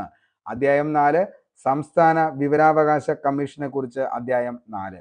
അധ്യായം 5 വിവരാവകാശ കമ്മീഷനുകളുടെ അധികാരങ്ങളും ചുമതലകളും അപ്പീലുകളും പിഴകളെ കുറിച്ചുമാണ് അതിൻ്റെ അകത്ത് പറയുന്നത്. അധ്യായം 6 എന്താണ്, പല വക കാര്യങ്ങളെ കുറിച്ച് പറയുന്നതാണ് അധ്യായം 6. ഓക്കെ, അപ്പോൾ അധ്യായങ്ങൾ എത്രയാണെന്ന് ചോദിച്ചു കഴിഞ്ഞാൽ എത്ര എണ്ണമാണ്, 6 വകുപ്പുകൾ എത്ര എണ്ണാന്ന് ചോദിച്ചാൽ മക്കളെ എത്ര എണ്ണമാണ്, 31 ഇത്രയും കാര്യങ്ങൾ വിവരാവകാശ നിയമവുമായി ബന്ധപ്പെട്ട് ബാക്കി ഫാക്ട് ഓർത്തു വയ്ക്കുക. ഇനി അപേക്ഷാ ഫീസും ചെലവും. അതായത് വിവരാവകാശ നിയമം പ്രകാരം വിവരം ലഭിക്കുന്നതിനുള്ള അപേക്ഷാ ഫീസ് എത്രയാണെന്ന് ചോദിച്ചാൽ 10 രൂപ കൊടുത്തു കഴിഞ്ഞാൽ നമുക്ക് എന്ത് ചെയ്യാൻ പറ്റും, വിവരാവകാശ നിയമം വയ്ക്കാനായിട്ട് പറ്റും. ഇത് A4 A3 പേജിൽ വിവരം ലഭിക്കാനാണെങ്കിൽ പേജ് 1 2 രൂപ വെച്ച് എന്ത് ചെയ്യേണ്ടി വരും, നമ്മൾ അടയ്ക്കേണ്ടി വരും. ഇനി കുറച്ചുകൂടി വലിയ സൈസിലുള്ള ഒരു പേപ്പറിലാണ് നമ്മൾ എന്ത് ചെയ്യുന്നത്, വിവരാവകാശം വയ്ക്കുന്നതെങ്കിൽ ആ പൈസ എത്രയാണോ അത് എന്ത് ചെയ്യേണ്ടി വരും, അതിന് ചിലവായ തുക കൊടുക്കേണ്ടി വരും. ഓക്കെ, ഇനി ഡിസ്കിലോ അഥവാ ഫ്ലോപ്പി അല്ലെങ്കിൽ CD യിലൊക്കെയാണ് നമ്മൾ എന്ത് ചെയ്യുന്നത്, റൈറ്റ് ചെയ്ത് വാങ്ങാനാണെങ്കിൽ അതിന് 50 രൂപയാണ് പറയുന്നത്. വിവരം നേരിട്ട് പരിശോധിക്കുന്നതിന് ആദ്യ 1 മണിക്കൂർ സൗജന്യവും തുടർന്ന് ഓരോ 15 മിനിറ്റിനും നമ്മൾ എന്ത് ചെയ്യേണ്ടി വരും? 5 രൂപ വെച്ച് കൊടുക്കേണ്ടിയും വരും. വിവരാവകാശ കമ്മീഷൻ രൂപീകരണത്തെക്കുറിച്ച് പ്രതിപാദിക്കുന്ന സെഷൻ ഏതാണെന്ന് ചോദിച്ചാൽ അത് 12 ആണ്. ഓക്കെ, ഇനി കേന്ദ്ര വിവരാവകാശ കമ്മീഷൻ നിലവിൽ വന്നത് 2005 ഒക്ടോബർ 12. അതേപോലെ തന്നെ എന്താണ് ചീഫ് ഇൻഫർമേഷൻ കമ്മീഷണർമാരെയും അതേപോലെ തന്നെ ഇൻഫർമേഷൻ കമ്മീഷണർമാരെയും നിയമിക്കുന്നത് ആരാന്ന് ചോദിച്ചാൽ അത് ആരാണ്? രാഷ്ട്രപതിയാണ്. അപ്പോൾ എന്താണ് ആരെയാണ്? ഇൻഫർമേഷൻ കമ്മീഷണറെയും ചീഫ് ഇൻഫർമേഷൻ കമ്മീഷണറെയും നിയമിക്കുന്നത് ആരാണ്? രാഷ്ട്രപതിയാണ്. വജാഹത്ത് ഹബീബുള്ളയാണ് മുഖ്യ വിവരാവകാശ കമ്മീഷണറായ ആദ്യ വ്യക്തി എന്ന് പറയുന്നത്. ഓക്കെ, അപ്പോൾ ആദ്യ വ്യക്തി ആരാണ്? വജാഹത്ത് ഹബീബുള്ളയാണ് മുഖ്യ വിവരാവകാശ കമ്മീഷണറായ ആദ്യ വ്യക്തി വജാഹത്ത് ഹബീബുള്ള. നിലവിലെ മുഖ്യ വിവരാവകാശ കമ്മീഷണറാണ് ഹീരാലാൽ സമറിയ. ഓക്കെ, ഹീരാലാൽ സമറിയ. കേന്ദ്ര വിവരാവകാശ കമ്മീഷന്റെ ആസ്ഥാനമാണ് CIC ഭവൻ ഡൽഹി എന്ന് പറയുന്നത്. പഴയ ആസ്ഥാനം എവിടെയാണെന്ന് ചോദിച്ചാൽ എവിടെയാണ്? അത് ആഗസ്റ്റ് ക്രാന്തി ഭവനാണ് പഴയ ആസ്ഥാനം എന്ന് പറയുന്നത്. അപ്പോൾ ഇത്രയും കാര്യങ്ങൾ എന്ത് ചെയ്യുക? വിവരാവകാശ കമ്മീഷനുമായി ബന്ധപ്പെട്ട് മോസ്റ്റ്ലി റിപ്പീറ്റഡ് ആയിട്ടുള്ള എല്ലാ ഫാക്റ്റും നമ്മൾ എന്ത് ചെയ്തിട്ടുണ്ട്? സെറ്റ് ചെയ്ത് തന്നെ എന്ത് ചെയ്തിട്ടുണ്ട്? പഠിച്ചിട്ടുണ്ട്. ഓക്കെ, ഇനി നമുക്ക് അടുത്തൊരു ടോപ്പിക്കിലേക്ക് പോകാം. Protection of children from sexual offence, POCSO. ഏറ്റവും കൂടുതൽ PSC എന്താണ് 3 സ്റ്റേജിലും ചോദിച്ച മറ്റൊരു ടോപ്പിക്കാണ് പോക്സോ എന്ന് പറയുന്നത്. Protection of children from sexual offence. Okay, act എന്നാണ് നിലവിൽ വന്നതെന്ന് ചോദിച്ചു. നിയമപ്രകാരം പോക്സോ നിയമപ്രകാരം കുട്ടി ആരാണെന്നുള്ളത് ചോദിച്ചു. ലൈംഗിക അതിക്രമങ്ങളിൽ നിന്നും പോക്സോ സംരക്ഷിക്കുന്ന നിയമം എന്നാണ് നിലവിൽ വന്നത്? 2012 പോക്സോ നിയമവുമായി ബന്ധപ്പെട്ട് താഴെ പറയുന്ന പ്രസ്താവനകളിൽ ഏറ്റവും യോജിക്കുന്ന പ്രസ്താവനകൾ ഏതൊക്കെയാണ്? അങ്ങനെ 3 സ്റ്റേജിലും എന്ത് വന്നിട്ടുണ്ട്? പോക്സോയുമായി ബന്ധപ്പെട്ട ചോദ്യങ്ങൾ ആവർത്തിച്ച് വന്നു. അപ്പൊ നമുക്ക് പഠിക്കാം. ഇന്ത്യയിൽ കുട്ടികൾക്ക് നേരെയുള്ള ലൈംഗിക അതിക്രമങ്ങൾ തടയുന്നതിനു വേണ്ടി 2012 കൊണ്ടുവന്ന നിയമമാണ് പോക്സോ ആക്ട്. ഓക്കെ, ഫസ്റ്റ് ഏറ്റവും കൂടുതൽ എന്താണ് ഇമ്പോർട്ടൻ്റ് ആണ്? ഇന്ത്യയിൽ കുട്ടികൾക്ക് നേരെയുള്ള ലൈംഗിക അതിക്രമങ്ങൾ തടയുന്നതിനു വേണ്ടി 2012 കൊണ്ടുവന്ന നിയമമാണ് പോക്സോ ആക്ട് എന്ന് പറയുന്നത്. പ്രധാന ലക്ഷ്യം ലൈംഗിക ആക്രമണം, ലൈംഗിക പീഡനം, അശ്ലീലത തുടങ്ങിയ കുറ്റകൃത്യങ്ങളിൽ നിന്നും കുട്ടികളെ രക്ഷിക്കുക. പോക്സോ നിയമത്തിന്റെ പ്രത്യേകത എന്താണെന്ന് ചോദിച്ചു കഴിഞ്ഞാൽ ആൺപെൺ വ്യത്യാസമില്ലാതെ ലൈംഗിക ചൂഷണത്തിന് ഇരയാകുന്ന കുട്ടികൾക്ക് നിയമ സംരക്ഷണവും നീതിയും ഉറപ്പാക്കുന്ന രീതിയിലാണ് ഇന്ത്യൻ പാർലമെന്റ് ഈ നിയമം നിർമ്മിച്ചിട്ടുള്ളത്. ഓക്കെ, കുട്ടികൾക്ക് എതിരായുള്ള ലൈംഗിക കൃത്യങ്ങൾ തരംതിരിച്ചുള്ള നടപടിക്രമങ്ങളും ശിക്ഷയും ഈ നിയമം എന്ത് ചെയ്യുന്നു? വ്യവസ്ഥ ചെയ്യുന്നു. ഓക്കെ, അപ്പോൾ കുട്ടികൾക്ക് എതിരായുള്ള ലൈംഗിക കൃത്യങ്ങൾക്ക് എന്തെന്ത് തരംതിരിച്ചുള്ള നടപടിക്രമങ്ങളും ശിക്ഷയുമാണ് ഇന്ത്യൻ കോൺസ്റ്റിറ്റ്യൂഷൻ എന്ത് ചെയ്യുന്നത്? പറയുന്നത്. നടപടിക്രമങ്ങളിൽ ശിശു സൗഹാർദ്ദ നടപടികളാണ് സ്വീകരിച്ചിട്ടുള്ളത്.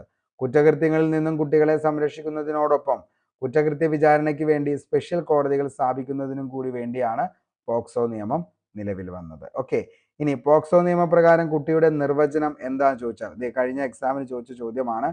പോക്സോ നിയമപ്രകാരം 18 വയസ്സിന് താഴെ ഉള്ള എല്ലാ ആളുകളും എന്താണ്? നിയമത്തിന് മുന്നിൽ കുട്ടിയാണ്. അതായത് എന്താണ്? എന്താണ് പോക്സോ നിയമപ്രകാരം കുട്ടിയുടെ നിർവചനം എന്താണെന്ന് ചോദിച്ചാൽ എന്താണ്? 18 വയസ്സിന് താഴെ പ്രായമുള്ള ഏതൊരാളും നിയമത്തിന് മുന്നിൽ കുട്ടിയാണ്. അത് ആൺപെൺ വ്യത്യാസമില്ലാതെ 18 വയസ്സിന് താഴെയുള്ള എല്ലാവരും എന്ത് തന്നെയാണ്? കുട്ടിയാണ്. ഓക്കെ, ഇനി ആർക്കാണ് ഒരു പോക്സോ കേസ് റിപ്പോർട്ട് ചെയ്യാൻ കഴിയുന്നത് എന്ന് ചോദിച്ചാൽ ആർക്കാണ് പോക്സോ കേസ് റിപ്പോർട്ട് ചെയ്യാൻ കഴിയുന്നത്? മാതാപിതാക്കൾക്ക്, സർക്കാർ ഉദ്യോഗസ്ഥർക്ക്, ചൈൽഡ് ലൈൻ, ഡോക്ടർ ആശുപത്രി ജീവനക്കാർ, സ്കൂൾ അതോറിറ്റി ഹോസ്റ്റൽ ജീവനക്കാർ, അധ്യാപകർ, പൊതുപ്രവർത്തകർ, കൂടാതെ ഏതൊരു കുട്ടിക്കും പൊതുജനത്തിനും എന്ത് ചെയ്യാം?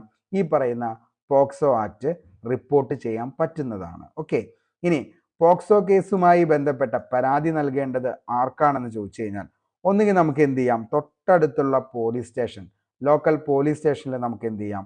പോക്സോ കേസുമായി ബന്ധപ്പെട്ട് പരാതി കൊടുക്കാം. രണ്ടാമത് സ്പെഷ്യൽ ജുവനൈൽ പോലീസ് യൂണിറ്റിന് കൊടുക്കാം. Child welfare committee, child line, child line toll free number നമുക്കറിയാം. ഇനി PSC ഇപ്പോൾ ചോദിക്കാറുണ്ട് 1098 താഴെ പറയുന്നവയിൽ ഏത് ടോൾ ഫ്രീ നമ്പറാണെന്ന് ചോദിച്ചാൽ ചൈൽഡ് ലൈൻ ടോൾ ഫ്രീ നമ്പറാണ് 1098. State commission for protection of child റൈറ്റിന് എന്ത് ചെയ്യാം, നിലവിൽ നമുക്ക് എന്ത് ചെയ്യാം, പോക്സോയുമായി ബന്ധപ്പെട്ട പരാതി കൊടുക്കാം. അതേപോലെ national commission for protection of child അവർക്കും എന്ത് ചെയ്യാം, നിലവിൽ നമുക്ക് എന്ത് ചെയ്യാൻ പറ്റും, പോക്സോ കേസുമായി ബന്ധപ്പെട്ട പരാതി കൊടുക്കാവുന്നതാണ്. ഓക്കെ ഇനി ഇതിൽ വരുന്ന കൺഫ്യൂസിങ് ഫാക്റ്റ് ആണ്.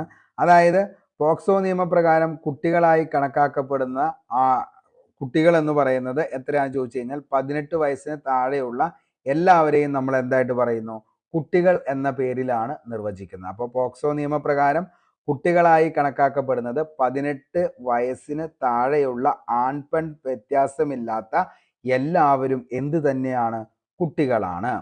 ബാലവേല നിരോധന നിയമപ്രകാരം കുട്ടികളായി കണക്കാക്കപ്പെടുന്നത് എന്നാൽ 14 വയസ്സിന് താഴെയുള്ള കുട്ടികളാണ്. അപ്പൊ എന്താണ്, പോക്സോ നിയമപ്രകാരമാണെങ്കിൽ എന്താണ്, 18 വയസ്സിന് എന്താണ് താഴെയുള്ളവരെ കുട്ടികൾ എന്ന് പറയുന്നു. പക്ഷേ എന്താണ്, ബാലവേല നിരോധന നിയമപ്രകാരം കുട്ടികൾ എന്ന് പറയുന്നത് എത്രയാണ്, 14 വയസ്സിന് താഴെയുള്ളവരെയാണ് ബാലവേല നിരോധന നിയമപ്രകാരം കുട്ടികൾ എന്ന് പറയുന്നത്. ഓർത്തു വെച്ചോ, രണ്ടും എന്താണ്, ഇമ്പോർട്ടൻ്റ് ആണ്, കൺഫ്യൂസിങ് ആണ്, ചിലപ്പോൾ എന്ത് ചെയ്യാം, മാറിപ്പോവാനുള്ള ചാൻസ് ഉണ്ട്. ഓക്കെ അടുത്താണ് പോക്സോ ബോക്സ് എന്ന് പറയുന്നത്. അതായത് കുട്ടികൾക്ക് നേരെ ഉണ്ടാകുന്ന അതിക്രമങ്ങൾ സംബന്ധിച്ച പരാതികൾ ഓൺലൈനായിട്ട് നൽകാൻ ആരംഭിച്ച കേന്ദ്ര സർക്കാരിൻ്റെ പദ്ധതിക്ക് പറയുന്ന പേരാണ് പോക്സോ ബോക്സ്. പോക്സോ ബോക്സ് ഉദ്ഘാടനം ചെയ്തത് മേനകാ ഗാന്ധിയാണ്.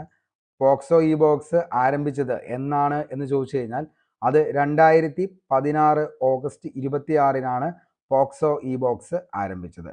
ഇനി പോക്സോ ഭേദഗതി നിയമം നിലവിൽ വന്നത് 2019-ലാണ്. ചിലപ്പോൾ ഇനി അടുത്തൊരു ചോദ്യം ഇതായിരിക്കും, പോക്സോ ഭേദഗതി നിയമം നിലവിൽ വന്നത് എന്നാണ് എന്ന് ചോദിച്ചാൽ മക്കളെ, എന്നാണ് പോക്സോ ഭേദഗതി നിയമം നിലവിൽ വന്നത്? 2019. കുട്ടികൾക്ക് എതിരായുള്ള കുറ്റകൃത്യങ്ങൾക്ക് കർശന ശിക്ഷ നൽകുന്നതോടൊപ്പം ലൈംഗികാതിക്രമത്തിന് വധശിക്ഷ നൽകാനുള്ള വ്യവസ്ഥ ഉൾപ്പെടുത്തിക്കൊണ്ട് പോക്സോ നിയമം 2019-ലാണ് എന്ത് ചെയ്യുന്നത്, ഭേദഗതി ചെയ്യുന്നത്. അപ്പോൾ 2019 മുതലാണ്, അതായത് കുട്ടികളുടെ ലൈംഗികാതിക്രമം അതേപോലെ തന്നെ വധശിക്ഷ നൽകാനുള്ള ആ ഒരു നിയമം കൂടി എന്ത് ചെയ്തത്, പോക്സോ നിയമത്തിൽ കൂട്ടിച്ചേർത്തത്. ബിൽ രാജ്യസഭയിൽ അവതരിപ്പിച്ചത് ആരാന്ന് ചോദിച്ചാൽ സുബിൻ ഇറാനിയാണ് അവതരിപ്പിച്ച സമിതി. ഇനി പോക്സോ ഭേദഗതി ബില്ല് രാജ്യസഭ പാസാക്കിയത് 2019 ജൂലൈ 24. അതേപോലെ പോക്സോ ഭേദഗതി ബില്ല് ലോകസഭ പാസാക്കിയത് 2019 ഓഗസ്റ്റ് 1. ബില്ലിന് പ്രസിഡന്റിന്റെ അംഗീകാരം ലഭിച്ചത് 2019 ഓഗസ്റ്റ് 5.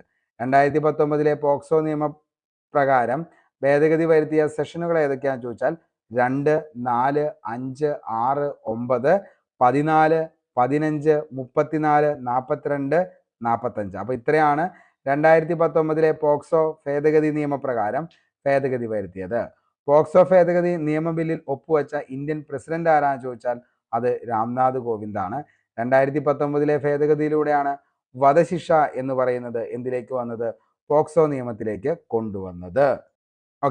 അടുത്തത് ദേശീയ വനിതാ കമ്മീഷനും സംസ്ഥാന വനിതാ കമ്മീഷനും 3 സ്റ്റേജുകളിലും വീണ്ടും റിപ്പീറ്റ് ചെയ്ത ചോദ്യങ്ങളാണ്. ദേശീയ വനിതാ കമ്മീഷൻ ചെയർമാൻ ആരാന്ന് ചോദിച്ചു. ദേശീയ വനിതാ കമ്മീഷന്റെ പ്രവർത്തനങ്ങൾ ഇതിൽ വ്യക്തമാക്കിയിരിക്കുന്നു ഏതാണെന്നുള്ളത്. അങ്ങനെ ദേശീയ വനിതാ കമ്മീഷൻ വെരി ഇമ്പോർട്ടൻ്റ് ആണ്. ദേശീയ വനിതാ കമ്മീഷൻ സ്ഥാപിതമായത് 1990-ലെ ദേശീയ വനിതാ കമ്മീഷൻ നിയമപ്രകാരമാണ് ദേശീയ വനിതാ കമ്മീഷൻ സ്ഥാപിതമായത്. ദേശീയ വനിതാ കമ്മീഷൻ നിയമത്തിന് രാഷ്ട്രപതിയുടെ അംഗീകാരം ലഭിച്ചത് 1990 ഓഗസ്റ്റ് 30-നാണ് ദേശീയ വനിതാ കമ്മീഷൻ നിയമത്തിന് രാഷ്ട്രപതിയുടെ അംഗീകാരം ലഭിച്ചത്. നിയമം നിലവിൽ വന്നത് 1992 ജനുവരി 31-നാണ് നിയമം നിലവിൽ വന്നത്. ദേശീയ വനിതാ കമ്മീഷൻ ഒരു സ്റ്റാറ്റ്യൂട്ടറി ബോഡിയാണ്. ദേശീയ വനിതാ കമ്മീഷൻ ചെയർപേഴ്സൺ ഉൾപ്പെടെ എത്ര അംഗങ്ങളാണ് ഉള്ളതെന്ന് ചോദിച്ചു കഴിഞ്ഞാൽ 6 അംഗങ്ങളാണ് നിലവിലുള്ളത്. അപ്പോൾ ദേശീയ വനിതാ കമ്മീഷനിൽ ചെയർപേഴ്സൺ ഉൾപ്പെടെ എത്ര അംഗങ്ങളാ, 6 അംഗങ്ങളാണ് ഉള്ളത്. 6 അംഗങ്ങളെ കൂടാതെ ഒരു മെമ്പർ സെക്രട്ടറിയും ദേശീയ വനിതാ കമ്മീഷനിൽ നിലവിലുണ്ട്.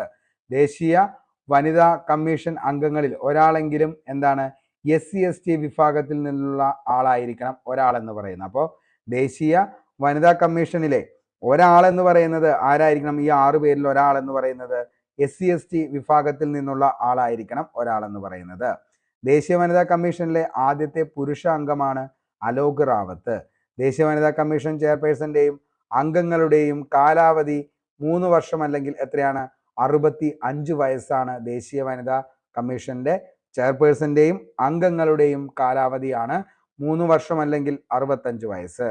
ദേശീയ വനിതാ കമ്മീഷന്റെ പ്രഥമ അധ്യക്ഷയാണ് ജയന്തി പട്നായിക്. ദേശീയ വനിതാ കമ്മീഷൻ അതിന്റെ റിപ്പോർട്ട് എല്ലാ വർഷവും കേന്ദ്ര സർക്കാരിനാണ് എന്ത് ചെയ്യുന്നത്? സമർപ്പിക്കേണ്ടത്. ഓക്കെ, അപ്പോൾ ദേശീയ വനിതാ കമ്മീഷന്റെ റിപ്പോർട്ട് എല്ലാ വർഷവും ആർക്കാ? കേന്ദ്ര സർക്കാരിനാണ്.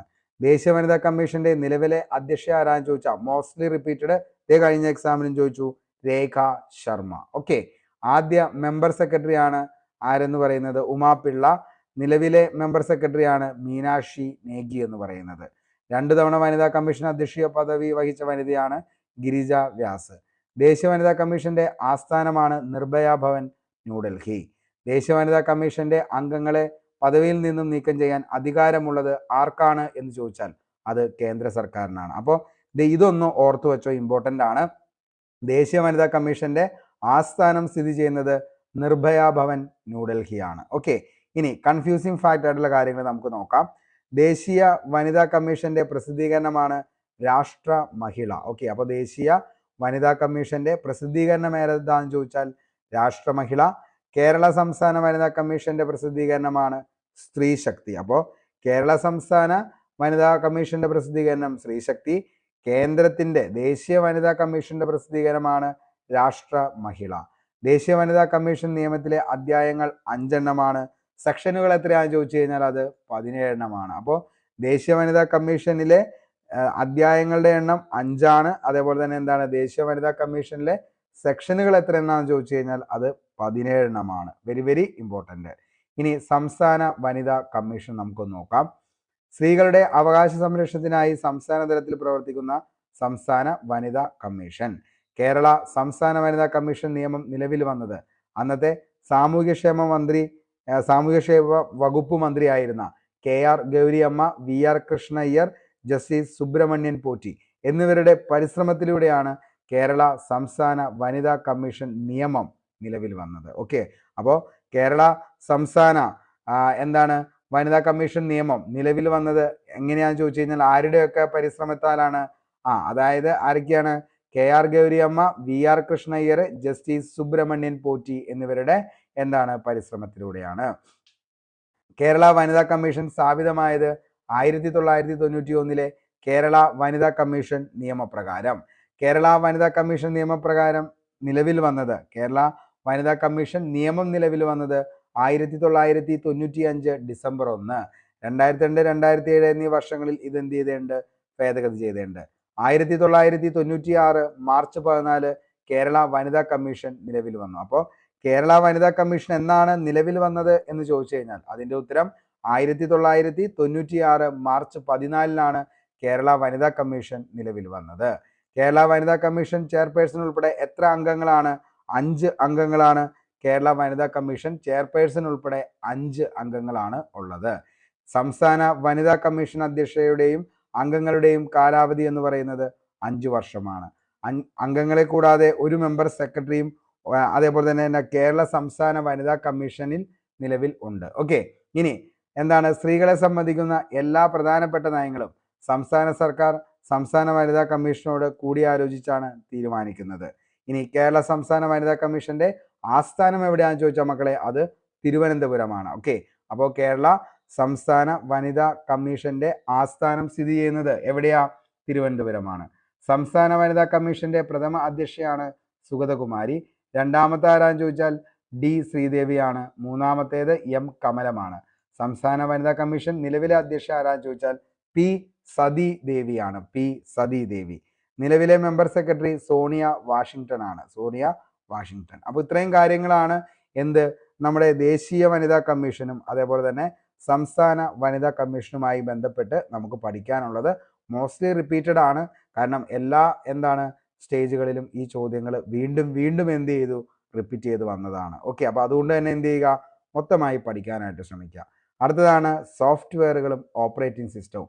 തികച്ചും ഒരു മാർക്ക് ഈ ഒരു ഭാഗത്ത് നിന്നും നമുക്ക് ചോദിക്കാൻ 100% ഗ്യാരണ്ടി ആയിട്ടുള്ള കമ്പ്യൂട്ടറിലെ ടോപ്പിക്കാണ്.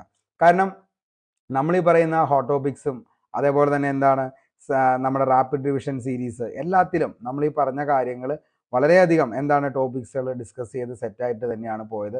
ആ ടോപ്പിക്സുകളാണ് പിന്നീടുള്ള എല്ലാ എന്താണ് സ്റ്റേജുകളിലും ചോദിച്ചതും. നമ്മുടെ പുതിയ ഉദ്യോഗാർത്ഥികൾക്ക് പോലും ഏകദേശം 50 മാർക്കോളം എക്സാമിന് വാങ്ങാനായിട്ട് പറ്റി, തുടക്കക്കാർക്ക്. അതേപോലെ ആദ്യം മുതൽ ഫോളോ ചെയ്ത ആളുകൾക്ക് 75-78 മാർക്ക് വരെ വാങ്ങാനായിട്ട് പറ്റിയിട്ടുണ്ട്. അപ്പോൾ എന്ത് ചെയ്യുക, കൃത്യമായിട്ട് പഠിക്കുക, കൃത്യമായിട്ട് പഠിച്ച കാര്യങ്ങൾ റിവിഷൻ ചെയ്തു പോവുക. 75 ഹോട്ട് ടോപ്പിക്സ്, റാപ്പിഡ് റിവിഷൻ, ഇത്രയും കാര്യങ്ങൾ അത് പക്ക ഫോളോ ചെയ്ത് കഴിഞ്ഞാൽ ബേസ് കാര്യങ്ങളായിട്ടുള്ള എല്ലാ ചോദ്യങ്ങളിൽ നിന്നുള്ള ഉത്തരങ്ങൾ നിങ്ങൾക്ക് ലഭിക്കുന്നതായിരിക്കും. അപ്പോൾ ഇതുവരെയും നമ്മുടെ ചാനൽ സബ്സ്ക്രൈബ് ചെയ്യാത്തവരാണ് കണ്ടുകൊണ്ടിരിക്കുന്നതെങ്കിൽ എന്ത് ചെയ്യുക, ചാനൽ ഒന്ന് സബ്സ്ക്രൈബ് ചെയ്യുക. അതേപോലെ ഈ ഒരു വീഡിയോ നിങ്ങൾക്ക് ഉപകാരപ്രദമാണ് എന്ന് തോന്നുകയാണെങ്കിൽ മറ്റുള്ളവരിലേക്കും എന്ത് ചെയ്യുക, ഒന്ന് ഷെയർ ചെയ്യുക. അപ്പോൾ നമുക്ക് ടോപ്പിക്കിലേക്ക് പോകാം. സോഫ്റ്റ്വെയറുകളും ഓപ്പറേറ്റിംഗ് സിസ്റ്റം. അത് കഴിഞ്ഞ എക്സാമിന് ചോദിച്ചു. സൈബർ ആക്രമണങ്ങൾ തടയുന്നതിനായി ഇന്ത്യൻ പ്രതിരോധ മന്ത്രാലയം രൂപകൽപ്പന ചെയ്ത ഓപ്പറേറ്റിംഗ് സിസ്റ്റമാണ് ഏതെന്ന് പറയുന്നത് മായ OS. അപ്പോൾ അതൊക്കെ നമ്മൾ പറഞ്ഞാണ്, കൂടുതലൊന്നും അതിനെക്കുറിച്ച് പറയണ്ട, ജസ്റ്റ് ഒന്ന് കാണിച്ചു എന്ന് മാത്രമേ ഉള്ളൂ. അതായത് ഒരു കൂട്ടം പ്രോഗ്രാമുകൾ ഉപയോഗിച്ച് കമ്പ്യൂട്ടർ സിസ്റ്റത്തിൻ്റെയും മറ്റ് ഇലക്ട്രോണിക് ഉപകരണങ്ങളുടെയും പ്രവർത്തനവും കാര്യക്ഷമവും ഫലപ്രദമായി നടത്താൻ സഹായിക്കുന്ന കാര്യമാണ് എന്തെന്ന് പറയുന്നത് സോഫ്റ്റ്വെയർ എന്നതുകൊണ്ട് ഉദ്ദേശിക്കുന്നത്. അപ്പോൾ ഒരു കൂട്ടം പ്രോഗ്രാമുകൾ ഉപയോഗിച്ച് കമ്പ്യൂട്ടർ സിസ്റ്റത്തിൻ്റെയും മറ്റ് ഇലക്ട്രോണിക് ഉപകരണങ്ങളുടെയും പ്രവർത്തനം കാര്യക്ഷമവും ഫലപ്രദമായി നടത്താൻ സഹായിക്കുന്നവയുമാണ് ഏതെന്ന് പറയുന്നത് സോഫ്റ്റ്വെയർ എന്ന് പറയുന്നത്. സ്പർശിച്ചറിയാൻ സാധിക്കാത്ത കമ്പ്യൂട്ടറിൻ്റെ ഭാഗമാണ് സോഫ്റ്റ്വെയർ. എന്നാൽ സ്പർശിച്ച് അറിയാൻ പറ്റുന്ന കമ്പ്യൂട്ടറിൻ്റെ ഭാഗമാണ് ഏതെന്ന് പറയുന്നത് ഹാർഡ്വെയർ എന്ന് പറയുന്നത്. സോഫ്റ്റ്വെയർ നിർമ്മിക്കുന്നത് അറിയപ്പെടുന്ന ആളെയാണ് എന്തെന്ന് വിളിക്കുന്നത് പ്രോഗ്രാമർ എന്ന പേരിൽ അറിയപ്പെടുന്നത്. അപ്പോൾ സോഫ്റ്റ്വെയറുകൾ നിർമ്മിക്കുന്നവർ അറിയപ്പെടുന്ന പേരാണ് എന്ത്, പ്രോഗ്രാമർ എന്ന പേരിലാണ് അവർ എന്ത് ചെയ്യുന്നത്, അറിയപ്പെടുന്നത്. 2 തരത്തിലുള്ള സോഫ്റ്റ്വെയറുകളാണ് നിലവിലുള്ളത്. ഒന്ന് സിസ്റ്റം സോഫ്റ്റ്വെയർ, 2 ആപ്ലിക്കേഷൻ സോഫ്റ്റ്വെയർ. എന്താണ് സിസ്റ്റം സോഫ്റ്റ്വെയർ? കമ്പ്യൂട്ടറിൻ്റെ പ്രവർത്തനങ്ങൾ നിയന്ത്രിക്കുന്നതിനായി രൂപകൽപ്പന ചെയ്തിട്ടുള്ള ഒരു കൂട്ടം പ്രോഗ്രാമുകളാണ് സിസ്റ്റം സോഫ്റ്റ്വെയർ. കമ്പ്യൂട്ടറിൻ്റെ പ്രവർത്തനങ്ങളെ നിയന്ത്രിച്ചുകൊണ്ടും കമ്പ്യൂട്ടർ സംവിധാനത്തിൻ്റെ അകത്തും പുറത്തും ഡാറ്റ എത്തിച്ചുകൊണ്ടും ആപ്ലിക്കേഷൻ പ്രോഗ്രാമുകളെ കൃത്യനിർവഹണത്തിൻ്റെ എല്ലാ ഘട്ടങ്ങളിലും ചെയ്തുകൊണ്ടും കമ്പ്യൂട്ടർ സിസ്റ്റത്തിൻ്റെ ഉപയോഗത്തിൽ മനുഷ്യനെ സഹായിക്കാൻ വേണ്ടി രൂപകൽപ്പന ചെയ്ത പ്രോഗ്രാമുകളെയാണ് നമ്മൾ എന്തെന്ന് വിളിക്കുന്നത് സിസ്റ്റം സോഫ്റ്റ്വെയർ എന്ന പേരിൽ അറിയപ്പെടുന്നത്. അപ്പോൾ എന്താണ്, കമ്പ്യൂട്ടറിൻ്റെ പ്രവർത്തനങ്ങളെ നിയന്ത്രിച്ചുകൊണ്ടും കമ്പ്യൂട്ടർ സംവിധാനത്തിൻ്റെ അകത്തേക്കും പുറത്തേക്കും ഡാറ്റ എത്തിച്ചുകൊണ്ടും ആപ്ലിക്കേഷൻ പ്രോഗ്രാമുകളിലെ എന്താണ് കൃത്യനിർവഹണത്തിൻ്റെ എല്ലാ ഘട്ടങ്ങൾ ചെയ്തുകൊണ്ടും കമ്പ്യൂട്ടർ സിസ്റ്റത്തിൻ്റെ ഉപയോഗത്തിൽ മനുഷ്യനെ സഹായിക്കാൻ വേണ്ടി രൂപകൽപ്പന ചെയ്ത പ്രോഗ്രാമുകളെയാണ് സിസ്റ്റം സോഫ്റ്റ്വെയർ എന്ന പേരിൽ അറിയപ്പെടുന്നത്. ഏതൊക്കെയാണ് സിസ്റ്റം സോഫ്റ്റ്വെയറിൻ്റെ ഘടകങ്ങൾ എന്ന് ചോദിച്ചാൽ, ഒന്ന് ഓപ്പറേറ്റിംഗ് സിസ്റ്റം, 2 ഭാഷാ പ്രോസസ്സറുകൾ, അടുത്തത് യൂട്ടിലിറ്റി സോഫ്റ്റ്വെയർ. ഇത്രയാണ് എന്തെന്ന് പറയുന്നത് സിസ്റ്റം സോഫ്റ്റ്വെയറിൻ്റെ ഘടകങ്ങൾ എന്ന് പറയുന്നത്. ഓക്കെ. ഇനി എന്താണ് ഓപ്പറേറ്റിംഗ് സിസ്റ്റം എന്ന് പറയുന്നത്? ഉപഭോക്താവിനെയും കമ്പ്യൂട്ടർ ഹാർഡ്വെയറിനെയും ബന്ധിപ്പിക്കുന്ന ഒരു കൂട്ടം പ്രോഗ്രാമുകളെയാണ് നമ്മൾ എന്തെന്ന് വിളിക്കുന്നത് ഓപ്പറേറ്റിംഗ് സിസ്റ്റം എന്നതുകൊണ്ട് ഉദ്ദേശിക്കുന്നത്. അപ്പോൾ ഉപഭോക്താവിനെയും കമ്പ്യൂട്ടർ ഹാർഡ്വെയറിനെയും ബന്ധിപ്പിക്കുന്ന ഒരു കൂട്ടം പ്രോഗ്രാമുകളാണ് ഓപ്പറേറ്റിംഗ് സിസ്റ്റം എന്ന് പറയുന്നത്. ലോകത്തിൽ ഏറ്റവും കൂടുതൽ ആളുകൾ ഉപയോഗിക്കുന്ന ഓപ്പറേറ്റിംഗ് സിസ്റ്റമാണ് വിൻഡോസ് എന്ന് പറയുന്നത്. അപ്പോൾ ലോകത്തിൽ തന്നെ ഏറ്റവും കൂടുതൽ ആളുകൾ ഉപയോഗിക്കുന്ന ഓപ്പറേറ്റിംഗ് സിസ്റ്റം ഏതാണെന്ന് ചോദിച്ചാൽ അത് വിൻഡോസിൻ്റെ ആണ്. ഇപ്പോൾ നമ്മൾ യൂസ് ചെയ്തുകൊണ്ടിരിക്കുന്നതും എന്ത് തന്നെയാണ്, വിൻഡോസ് ആണ്. ഇനി വിൻഡോസ് ഓപ്പറേറ്റിംഗ് സിസ്റ്റത്തിൻ്റെ സ്ഥാപകൻ ആരാന്ന് ചോദിച്ചാൽ അത് മൈക്രോസോഫ്റ്റ് ആണ്. മൈക്രോസോഫ്റ്റ് സ്ഥാപകൻ ആരാന്ന് ചോദിച്ചാൽ ആരാണ്, ബിൽഗേറ്റും പോൾ അലനുമാണ് ഏത് മൈക്രോസോഫ്റ്റിൻ്റെ സ്ഥാപകൻ എന്ന് പറയുന്നത്. വിൻഡോസ് ഓപ്പറേറ്റിംഗ് സിസ്റ്റത്തിൻ്റെ ആദ്യ പതിപ്പാണ് വിൻഡോസ് 1.0 ആണ് വിൻഡോസ് ഓപ്പറേറ്റിംഗ് സിസ്റ്റത്തിൻ്റെ ആദ്യ പതിപ്പ്. വിൻഡോസ് ഓപ്പറേറ്റിംഗ് സിസ്റ്റത്തിൻ്റെ ഏറ്റവും പുതിയ പതിപ്പാണ് വിൻഡോസ് 11 എന്ന് പറയുന്നത്. അപ്പോൾ വിൻഡോസ് ഓപ്പറേറ്റിംഗ് സിസ്റ്റത്തിൻ്റെ ഏറ്റവും പുതിയ പതിപ്പ് ഏതാണെന്ന് ചോദിച്ചാൽ മക്കളെ ഏതാണ്, വിൻഡോസ് 11 ആണ്. വിൻഡോസ് 10 ഓപ്പറേറ്റിംഗ് സിസ്റ്റത്തോടൊപ്പമുള്ള ഡീഫോൾട്ട് ബ്രൗസർ. ഇത് PSC ഒരു പ്രാവശ്യം ചോദിച്ച ചോദ്യമാണ് കേട്ടോ. വിൻഡോസ് 10 ഓപ്പറേറ്റിംഗ് സിസ്റ്റത്തിന്റെ കൂടെയുള്ള ഡീഫോൾട്ട് ബ്രൗസറിന് പറയുന്ന പേരെന്താണെന്ന് ചോദിച്ചാൽ അതാണ് എഡ്ജ് എന്ന് പറയുന്നത്. ഓർത്തു വച്ചോ, ഒരു മാർക്ക് ചിലപ്പോൾ അവിടെ കിട്ടാൻ ചാൻസ് ഉണ്ട്. വിൻഡോസ് 10 ഓപ്പറേറ്റിംഗ് സിസ്റ്റത്തോടൊപ്പമുള്ള ഡീഫോൾട്ട് ബ്രൗസറിന്റെ പേരാണ് എഡ്ജ് എന്ന് പറയുന്നത്. ഓക്കെ, ഇനി മാക്ക് ഓപ്പറേറ്റിംഗ് സിസ്റ്റം വികസിപ്പിച്ചത് ആപ്പിൾ ആണ്. ഓക്കെ, അപ്പോൾ മാക്ക് എന്ന് പറയുന്നത് മാക്കിൻതോഷ്, അത് ഏതിൻ്റെയാണെന്ന് ചോദിച്ചു കഴിഞ്ഞാൽ ആപ്പിളിൻ്റെ ആണ് ഈ പറയുന്ന മാക്ക് എന്ന് പറയുന്നത്. ഇന്ത്യ വികസിപ്പിച്ചെടുത്ത ലിനക്സ് അടിസ്ഥാനമാക്കിയുള്ള ഓപ്പറേറ്റിംഗ് സിസ്റ്റമാണ് ബോസ് എന്ന് പറയുന്നത്. നമുക്കറിയാം ഭാരത് ഓപ്പറേറ്റിംഗ് സിസ്റ്റം സൊല്യൂഷൻ എന്നതാണ് ബോസ് എന്നതിൻ്റെ ഫുൾ ഫോം എന്ന് പറയുന്നത്. ഓക്കെ, അപ്പോൾ സീഡാക്കാണ് എന്ത് ചെയ്തത്, ഇത് വികസിപ്പിച്ചെടുത്തത് സീഡാക്കാണ്. ബോസിൽ സപ്പോർട്ട് ചെയ്യുന്ന ഭാഷകളുടെ എണ്ണം എത്രയാണെന്ന് ചോദിച്ചാൽ 18ഓളം ഭാഷകളാണ് ബോസിൽ എന്ത് ചെയ്യുന്നത്, സപ്പോർട്ട് ചെയ്യുന്നത്. ഓക്കെ, അപ്പോൾ ഒന്ന് ഓർത്തു വച്ചോ, ഇന്ത്യ വികസിപ്പിച്ച ലിനക്സ് എന്താണ്, ലിനക്സ് ഓപ്പറേറ്റിംഗ് സിസ്റ്റം ആണ് ഏതെന്ന് പറയുന്നത്, ഈ പറയുന്ന ബോസ് എന്ന് പറയുന്നത്. അതിൻ്റെ ഫുൾ ഫോം ആണ് ഭാരത് ഓപ്പറേറ്റിംഗ് സിസ്റ്റം സൊല്യൂഷൻ എന്ന് പറയുന്നത്. ഓക്കെ, ഇനി നമുക്കറിയാം ഇന്ന് നമ്മൾ ഏറ്റവും കൂടുതൽ മൊബൈലൊക്കെ യൂസ് ചെയ്യുന്ന ആളുകളാണ്. ആൻഡ്രോയിഡ് ഓപ്പറേറ്റിംഗ് സിസ്റ്റം വികസിപ്പിച്ചെടുത്തതും ആര് തന്നെയാണ്, ഗൂഗിളാണ്. ഓക്കെ, അപ്പോൾ ഗൂഗിളിൻ്റെ ആണ് ഏതെന്ന് പറയുന്നത്, ഈ പറയുന്ന ആൻഡ്രോയിഡ് എന്ന് പറയുന്നത്. ഒരു കാലത്ത് എന്താണ്, നോക്കിയ എന്ന് പറയുന്ന ആ ഒരു മൊബൈല് കൊടികുത്തി വാണ ഒരു കാലം ഉണ്ടായിരുന്നു. അപ്പോൾ അന്ന് അവരെന്ത് ചെയ്തില്ല, ഈ പറയുന്ന OS എന്ന് പറയുന്നത് ആൻഡ്രോയിഡിൻ്റെ എന്താണ്, ആൻഡ്രോയിഡ് എന്ന് പറയുന്ന OS, അതായത് ഗൂഗിളിൻ്റെ ആൻഡ്രോയിഡ് എന്ന് പറയുന്ന ആ ഒരു OS എന്താണ്, അത് കൊണ്ടുവരാനായിട്ട് അവരെന്ത് ചെയ്തു, കുറച്ചൊക്കെ വിസമ്മതിച്ച് മുന്നോട്ടേക്ക് വരാതെ മാറി നിന്നു. അത് തന്നെയാണ് ആ കമ്പനിക്ക് ഏറ്റവും വലിയ എന്താണ്, പരാജയത്തിലേക്ക് ആ കമ്പനിയെ കൊണ്ടുപോയത്. ഓക്കെ, അപ്പോൾ അപ്ഡേഷൻ എന്ന് പറയുന്നത് എപ്പോഴും അത് ആപ്ലിക്കേഷൻ ആണെങ്കിലും നമ്മളാണെങ്കിലും മനുഷ്യരാണെങ്കിലും എല്ലാവർക്കും എന്താണ്, ആവശ്യമാണ്. ഓക്കെ, ഇനി പ്രധാനപ്പെട്ട ആൻഡ്രോയിഡ് പതിപ്പുകളാണ് ഏതൊക്കെ, cupcake, ice cream sandwich, gingerbread, അതേപോലെ honeycomb, jelly bean, KitKat, lollipop, marshmallow, nougat, Oreo, pie, Android 10, Android 11, Android 12. ഇന്ന് ആൻഡ്രോയിഡ് 13 വരെയും എന്ത് ചെയ്യാണ്, എത്തി നിൽക്കുകയാണ്. അപ്പോൾ നിങ്ങളൊരു ആൻഡ്രോയിഡ് ഉപയോഗിക്കുന്ന ആളാണെങ്കിൽ നിങ്ങളുടെ ആൻഡ്രോയിഡ് പതിപ്പ് ഏതാണെന്നുള്ളത് താഴെ ഒന്ന് എന്ത് ചെയ്യുക, കമൻറ്റ് ചെയ്യുക. ഓക്കെ, രസകരമായിട്ടൊരു ചോദ്യമാണ്. അപ്പോൾ നിങ്ങൾ നോക്കിക്കഴിഞ്ഞാൽ നിങ്ങൾക്ക് അറിയാം നിങ്ങളുടെ മൊബൈൽ ഏത് ആൻഡ്രോയിഡ് പതിപ്പിലാണ് ഇപ്പോൾ നിലവിൽ കിടക്കുന്നത് എന്നുള്ളത്. അപ്പോൾ ആൻഡ്രോയിഡ് 10 ആണോ, ആൻഡ്രോയിഡ് 11 ആണോ, 12 ആണോ, 13 ആണോ, ഏതാണെന്നുള്ളതൊന്ന് കമൻറ്റ് ചെയ്യുക. ഓക്കെ, ഇനി വിവിധ തരം കമ്പ്യൂട്ടർ ശൃംഖലകൾ. PSCക്ക് വളരെയധികം പ്രിയപ്പെട്ടുകൊണ്ടിരിക്കുന്ന ഒരു ടോപ്പിക്കാണ് വിവിധ തരം കമ്പ്യൂട്ടർ ശൃംഖലകൾ. ലാന്, വാന്, മാന്, ക്യാന്. അപ്പോൾ ഈ ഒരു ചോദ്യം എന്തിനാണ് PSC കഴിഞ്ഞ ഒരു എക്സാമിന് ക്യാൻസൽ ചെയ്തതെന്നുള്ളത് അറിയത്തില്ല. എന്തു തന്നെ ആയാലും നമുക്ക് ഇനിയുള്ള എക്സാമുകൾക്കും ഈ ഒരു ചോദ്യം വേണമെങ്കിൽ പ്രതീക്ഷിക്കാം. കഴിഞ്ഞ കുറച്ച് നാളുകളായിട്ട് PSC കൂടെ ചോദിച്ചുകൊണ്ടിരിക്കുന്ന ഒരു ചോദ്യമാണ് ഈ പറയുന്ന കമ്പ്യൂട്ടറിലെ വിവിധ ശൃംഖലകളുമായി ബന്ധപ്പെട്ട ഈ ഒരു ചോദ്യം എന്ന് പറയുന്നത്. നമുക്കൊന്ന് നോക്കാം. കമ്പ്യൂട്ടർ ശൃംഖലയെ അവയുടെ വ്യാപനത്തെ അടിസ്ഥാനമാക്കി നമുക്ക് തരംതിരിക്കാം. ഓക്കെ, അപ്പോൾ കമ്പ്യൂട്ടർ ശൃംഖലയെ അവയുടെ വ്യാപനത്തെ അടിസ്ഥാനമാക്കി തരംതിരിക്കാം.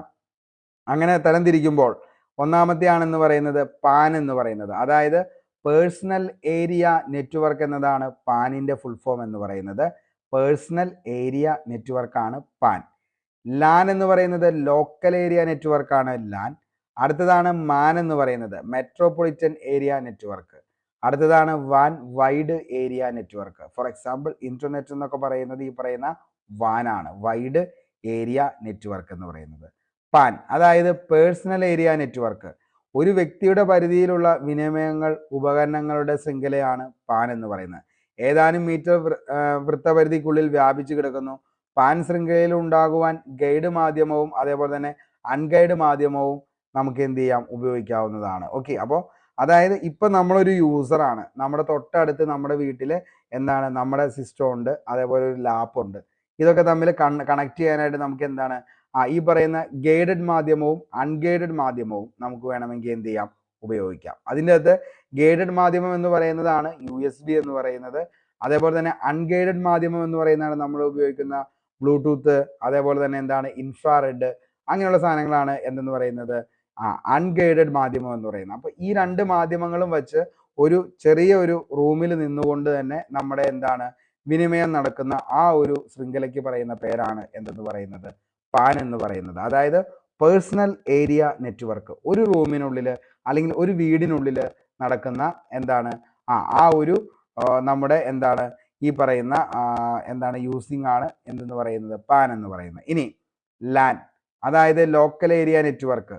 ഒരു ലാൻഡ് ശൃംഖലയിലെ വിവരവിനിമയത്തിനും കമ്പ്യൂട്ടറിലുള്ള ഉപകരണങ്ങൾ മുറിക്കുള്ളിലോ ഒരു കെട്ടിടത്തിനുള്ളിൽ ഒരു സ്ഥാപന പരിധിക്കുള്ളിലോ ബന്ധിപ്പിച്ചിരിക്കുന്നു. ഇതിനെയാണ് എന്തെന്ന് പറയുന്നത് ലാൻ എന്ന് പറയുന്നത്. അതായത് നിലവിൽ എന്താണ് ഒരു ബിൽഡിങ്ങിലുള്ള കാര്യങ്ങൾ, അതായത് ഇപ്പോൾ കേബിൾ ടി വി കണക്ഷൻ ഒക്കെ പറയുന്നത് എന്താണ് ലാൻ ആണ്. ഓക്കെ, അപ്പോൾ ഒരു ബിൽഡിങ്ങിൽ തന്നെ ഉള്ള എന്താണ് എന്താണ് ഈ പറയുന്ന സിസ്റ്റങ്ങളൊക്കെ ഉപയോഗിക്കാനായിട്ട് നമ്മൾ എന്താണ് ഒരു ഇപ്പോൾ ഏഷ്യാനെറ്റിന്റെ ബ്രോഡ്ബാൻഡ് എടുക്കുന്നതാണെങ്കിൽ ഇപ്പോൾ ഒരു ഫ്ലാറ്റിലുള്ള ആൾക്കാർക്ക് മൊത്തം എന്തായിരിക്കും മിക്കവാറും ഏഷ്യാനെറ്റിന്റെ ബ്രോഡ്ബാൻഡ് ആയിരിക്കും അവർ പ്രൊവൈഡ് ചെയ്യുന്നത്.